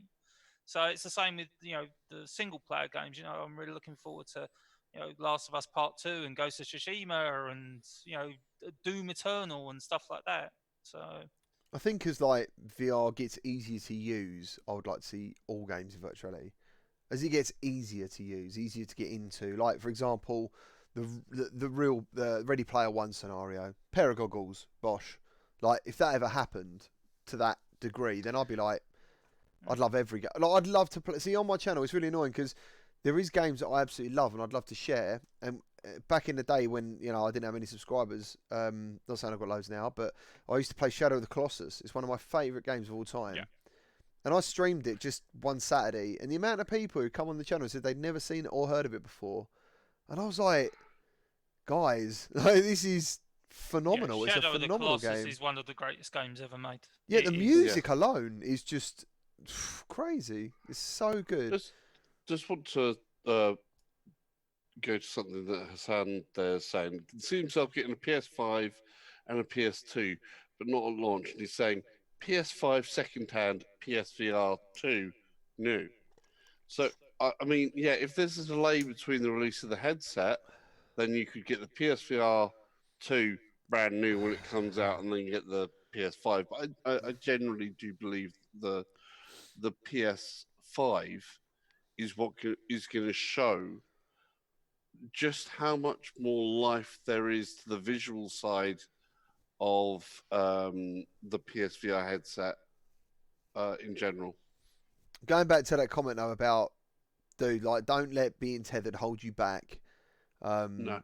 To be fair, because like some of the best experiences, and in a way, my number one game now is Saints and Sinners, is a tethered experience in Rift S. So that's where it is. And don't get me wrong, like if I'm playing Seat, it's annoying. Sometimes you run over the cable, or sometimes you stand on it. But it literally depends on your play space as well, because that's I think it's a 5 meter cable by default, isn't it? The Rift S. Does anyone know? Yeah, 5. I'm assuming it's 5 meters. Just what the link is. Yeah, it's 5, 6, something like that. And there's enough. Do you know what I mean? There's enough that you can just put it to the side, out of the way, don't really notice it. Another thing you can do, a lot of people have the system above them, don't they? The cable system. Yeah, I actually have an extension to pull to, so I've got an extension that runs to my play space, and then there's just cable. So I've got plenty of room on cable. I do want to point out into the chat just quickly, you got Cold Yogurt's just put down Lincoln hates the case of stolen pets. Actually, he doesn't. It's just a game that doesn't interest him. Yeah. So he doesn't actually have, if you turn around to me as what I said, now name a game you hate. I can name a few games that I really hate. Warzone, I hate that game. That the developers ought to catch gonorrhea and see what happens. But something like the case of stolen pets, it's just like that's not my type of game. And there's going to be those games. We've all got those type of games. Like for me, fighting games or driving games ain't my type of game. So I'm not going to turn around and say, well, Salsa likes Assetto Corsa and it's a load of crap as far as I'm concerned. No, I'm not going to say it's a load of crap. It's a game that isn't for me. I'm not interested in it. See, I find that actually virtuality, even though this is something Lincoln always said about me. He said, I'm happy about every game. I like every game. That isn't true. If a game's bad, I just don't have necessarily a certain passion for a certain genre because virtuality... I think it's a case of maybe Lincoln, like I say, if he doesn't have an initial interest for a game, he hasn't gone and got that game. And that's the position of most people. But and he hasn't gone out and got a game that he didn't actually like. Don't you find that virtuality, though, has changed genres? Like, for me, I don't... Oh, yeah. Like, back in the day, I would never have said... But certain puzzle games, a puzzle game for me back in the day on a gaming system would have been part of an adventure game. So, Legend of Zelda. If you gave me just a puzzle game, I'd have been like... I guess Tetris is a puzzle game, but I liked that. But I didn't necessarily ever chase puzzle games. And then so something like Static, for example. Exactly. Static is the perfect example of where virtuality became amazing as a puzzle game. Static is perfect.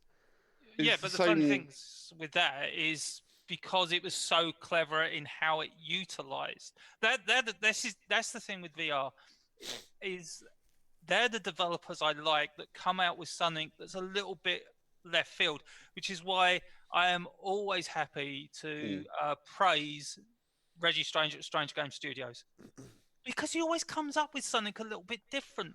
When people turn around to him and other developers turn around and say, and even you've had that GT where developers have turned around to you and said, we can't do this in VR. And you're like, well, this guy, he's done it. So if he can do it, how the hell can you not? I want to draw a slight different take on some of that as well. Just not just the puzzle game or how inventive Dev has been, and actually address something here like some people would say there. I don't want a VR Zelda clone. Well, the reason why some of that is important, the reason why I say Skyrim is important, is because somebody like me would have never played Skyrim on a flat screen. I never owned any form of copy of any Skyrim game on flat screen. Just didn't interest me. But there are many games like that when you go, oh, here's the VR version, and I suddenly go, oh, wow, that suddenly becomes interesting. Yeah, that's what I'm saying. Not because it's VR as a platform, but because being inside an environment that they've built up in VR suddenly then makes it more interesting. Yeah, you're there. You're in the game. You're there. Yeah. And with the game, exactly, the game like Skyrim, where it's this massive, great big open environment, and I like exploring, I get to explore that environment. Whereas on a flat screen, I didn't find it enthralling. Well, something like Journey of the Gods, which obviously came out of Quest initially. Yeah, I should have played more of that. Rift. That is a very Zelda-esque game. You can tell the developers played a lot of Zelda because of the way it's stylized. And the way the actual game is built up, there's definitely Zelda elements. There's almost Zelda symbols in that game as well. Yeah, exactly. So there's a lot of games there. I mean, we like IPs, and there's frustration with certain things where developers or publishers have pulled out. I think the big one that I think everyone has a dream of that was announced for VR, then it got pulled, and then the guy, the modder did the mod for was Alien Isolation, because everyone could see how enhanced that would have been in virtual reality. That is brilliant. So well, they just done the GTA 5 updated that one as well. Actually, yeah, you were gonna say the about VR mod. And when I looked into it, unfortunately, it takes 88 gigs to download. And I just want to give a thing out. This is what's happened to me. So it said, I advise you do a clean install. So I did that, uninstalled the game, reinstalled the game, went to do it. It said there was conflicting files. And then I found, basically, what you want to do is uninstall it and delete the Grand Theft Auto files altogether, because they're obviously virtuality ones that I've changed from the previous time that I've overwritten some files. So yeah, now I've got a clean install coming, and I'm looking forward to checking it out. But something that I might check out at some point as well, but it's another big open world game. Like I said, there's too many big open world games that VR make me actually want to play. So I haven't played GT5. It's brilliant. I haven't played GTA 5 at all. I did play GTA back in the day, like GTA 1, 2, all the way up to LA? What was that?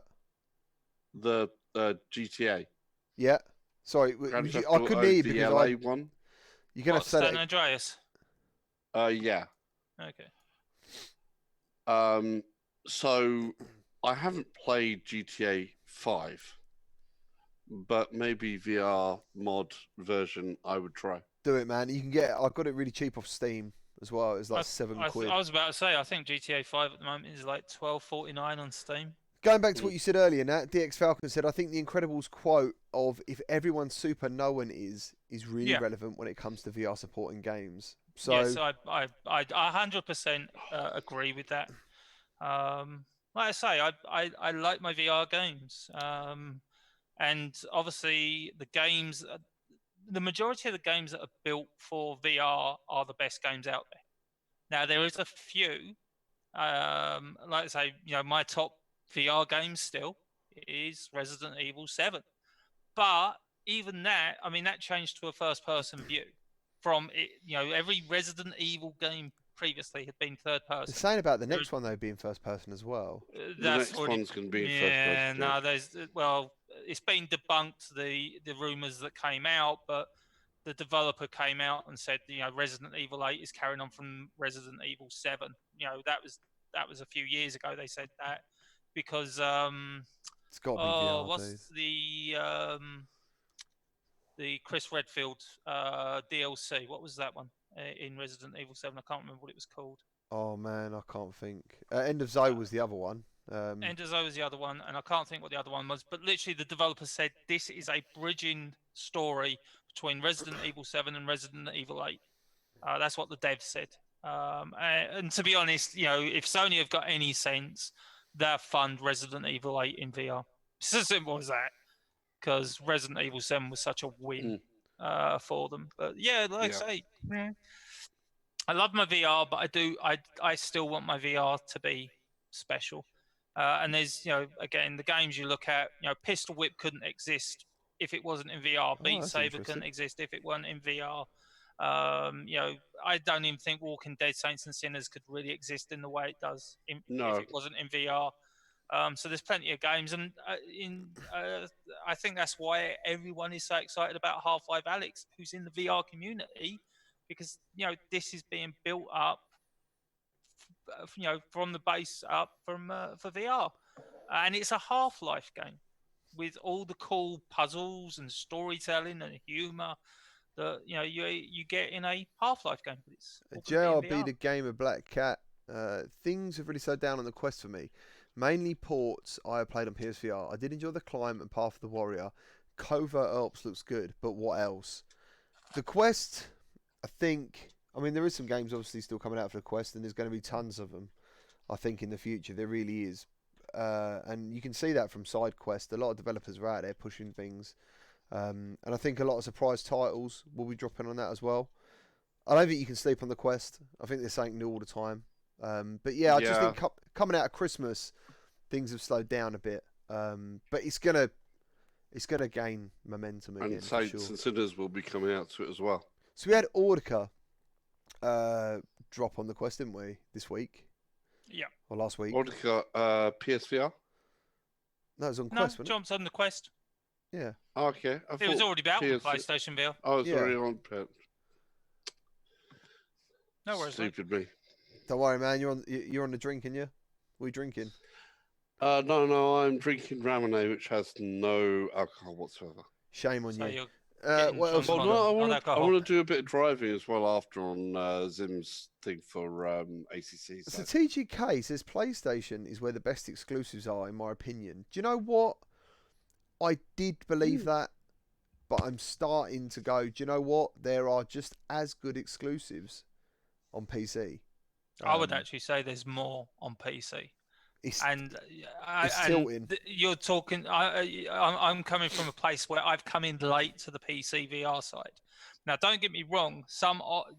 PlayStation VR has some of the best VR games out there. There's no denying that. You could put Resident Evil 7 up against anything on PC. Astrobot, you could put up that against anything on PC.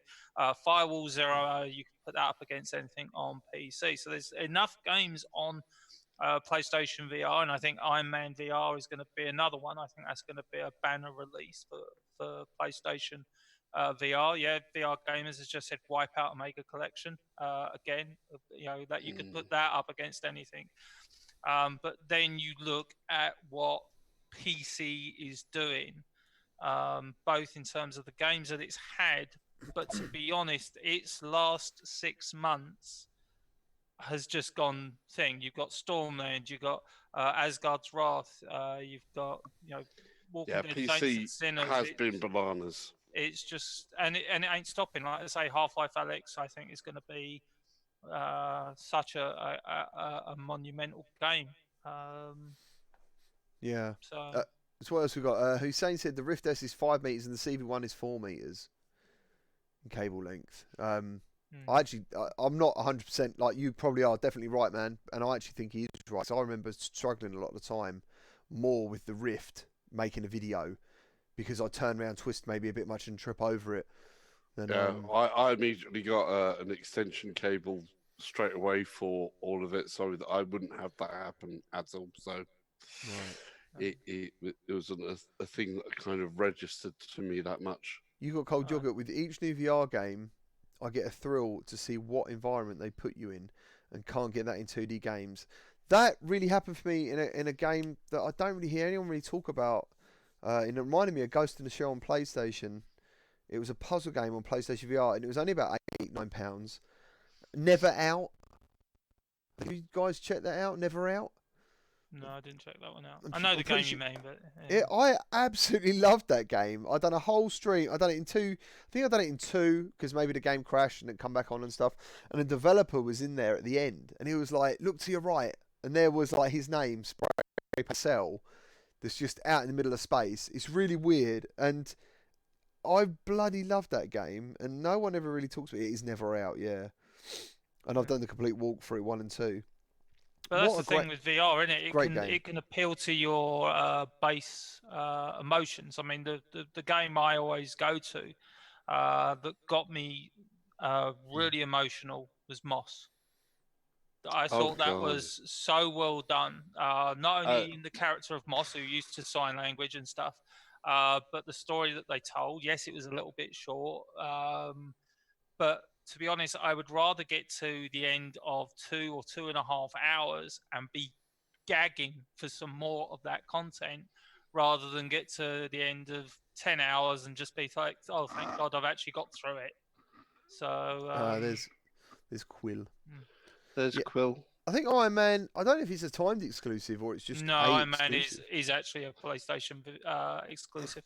Camouflage is just making it because Camouflage actually have made games for all systems now, haven't they? Because they yeah. Yeah, definitely. But no, the Iron Man is. I think that was the rumor is Sony got a lot of perks for allowing Marvel to use Spider-Man in terms of extra characters because they were allowed. I think they literally got. You can use one character. We'll give you one character to use in a game, and so obviously they got Spider-Man, who is Marvel's go-to. Let's be honest, until we got the Marvel Cinematic Universe, there weren't too many people that really knew that much about Iron Man. It's only thanks to Robert Downey Jr. that literally everybody's gone Iron Man mad, and he's a great character. Don't get me wrong. He's awesome. But Marvel's go-to character was always Spider-Man. He was the character. It's a bit like the DC side of it. You can sort of say there's Hulk DC in well some ways actually have a few more. I mean, Hulk as well as in terms of TV series and movies as a background. I mean, Spider-Man certainly bigger, but Hulk in the past had movies and TV series as well. Well, I mean, the biggest, obviously, character for DC, although, again, you'd have people dispute it.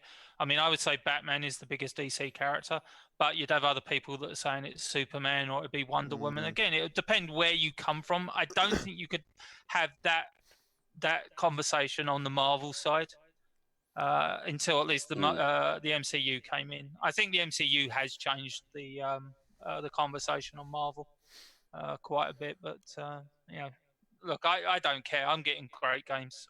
Spider-Man was a fantastic game. Iron Man VR, when GT and me were at EGX, I had a huge smile on my face. And if anyone knows me and what a miserable curmudgeon I am, me actually having a smile on my face is very rare, but I had a smile on my face. GT will attest that I had a smile on my face. He doesn't smile, so he doesn't have like loads of like lines on his face. Where have we got here? Where are we? There was a couple of comments here. Benji Barker, have you guys tried VR backpacks? No, I personally haven't, no. No. Yes, I have. Souse, talk to him. Tell him. Basically, I've tried the backpacks for larger scale experiences. Mine was a couple of different experiences in Tokyo, actually. So you've got Ghost in the Shell, which is a follow-on from the standalone complex, where you have two teams of either 2 or 4 people on each team, so maximum 8 people. And you've got a sort of terrorist breach situation with the thing. You'll have everything body tracked and the PC on your back, just so that you have that freedom inside of a massive arena. And it's just offsetting the compute to somewhere where you can take it with you. Because our big problem for larger scale experiences or wireless experiences is the networking isn't quite there yet. So the backpack PC ones is just a simple solution to that, where you strap it to your back. Yeah. Other than that, it's the same as any other form of PC experience. Right, we're going to have to move. Go on. Good. Sorry. You finished, man. Sorry. I thought you took an in-breath. Sorry. No. I was going to say, the last thing, got some footage kindly allowed to share here from Upload VR, is Jamie from Upload checked out the hand tracking update for T for God, which can be side-loaded. If you haven't checked out T for God via SideQuest, it is absolutely fantastic.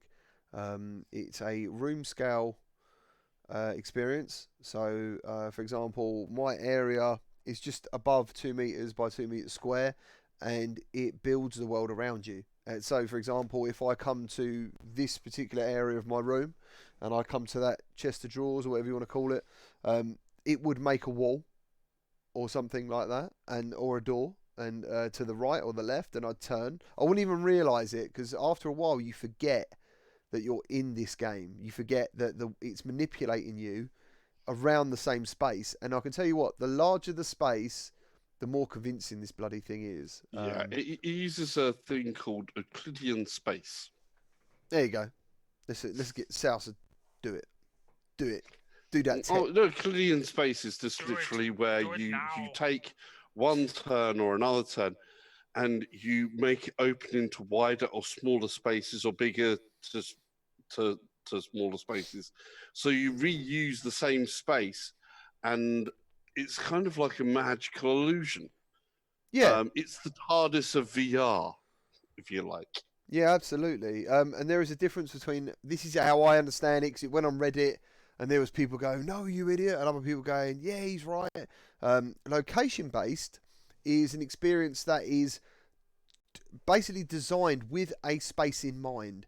They know they have got 6 meters by 6 meters to play with, and they will make that space in that 6 meters by 6 meters. Yeah, and I played the whole of Arizona Sunshine, one of the DLCs, with a guy at Gamescom. We had vibes on, and we was just walking around playing this game.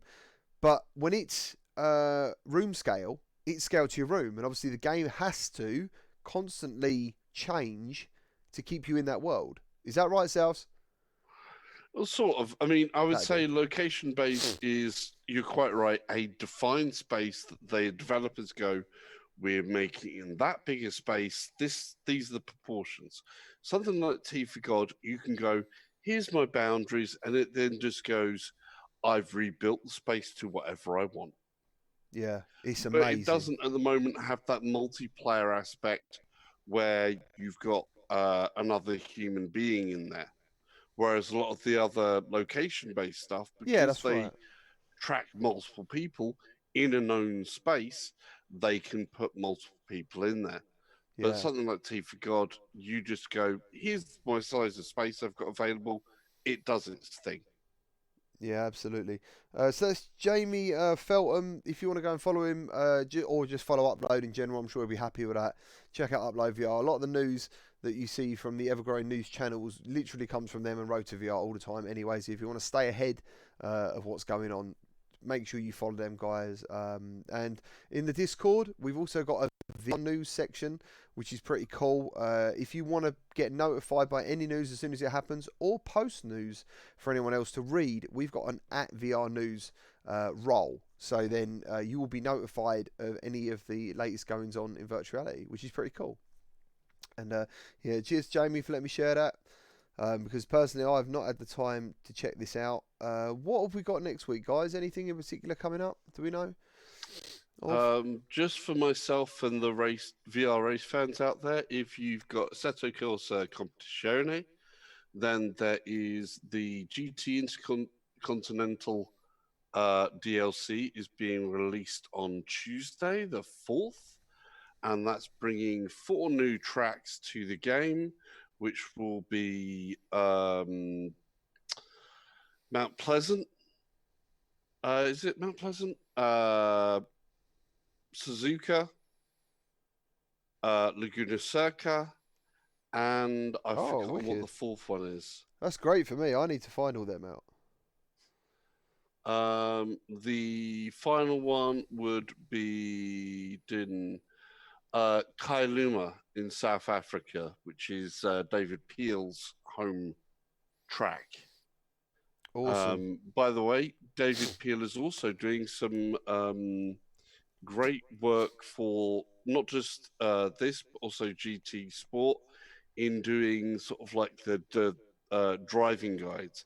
And he is a real GT3 race driver who drives in GT international cars that Competizione is based on. So his Ferrari in-game is the same as his real Ferrari on track. That's fantastic. So a good person to get information from. That is really cool. Silver's put Teeth God is a great example of why good locomotion is the next evolution of virtual reality.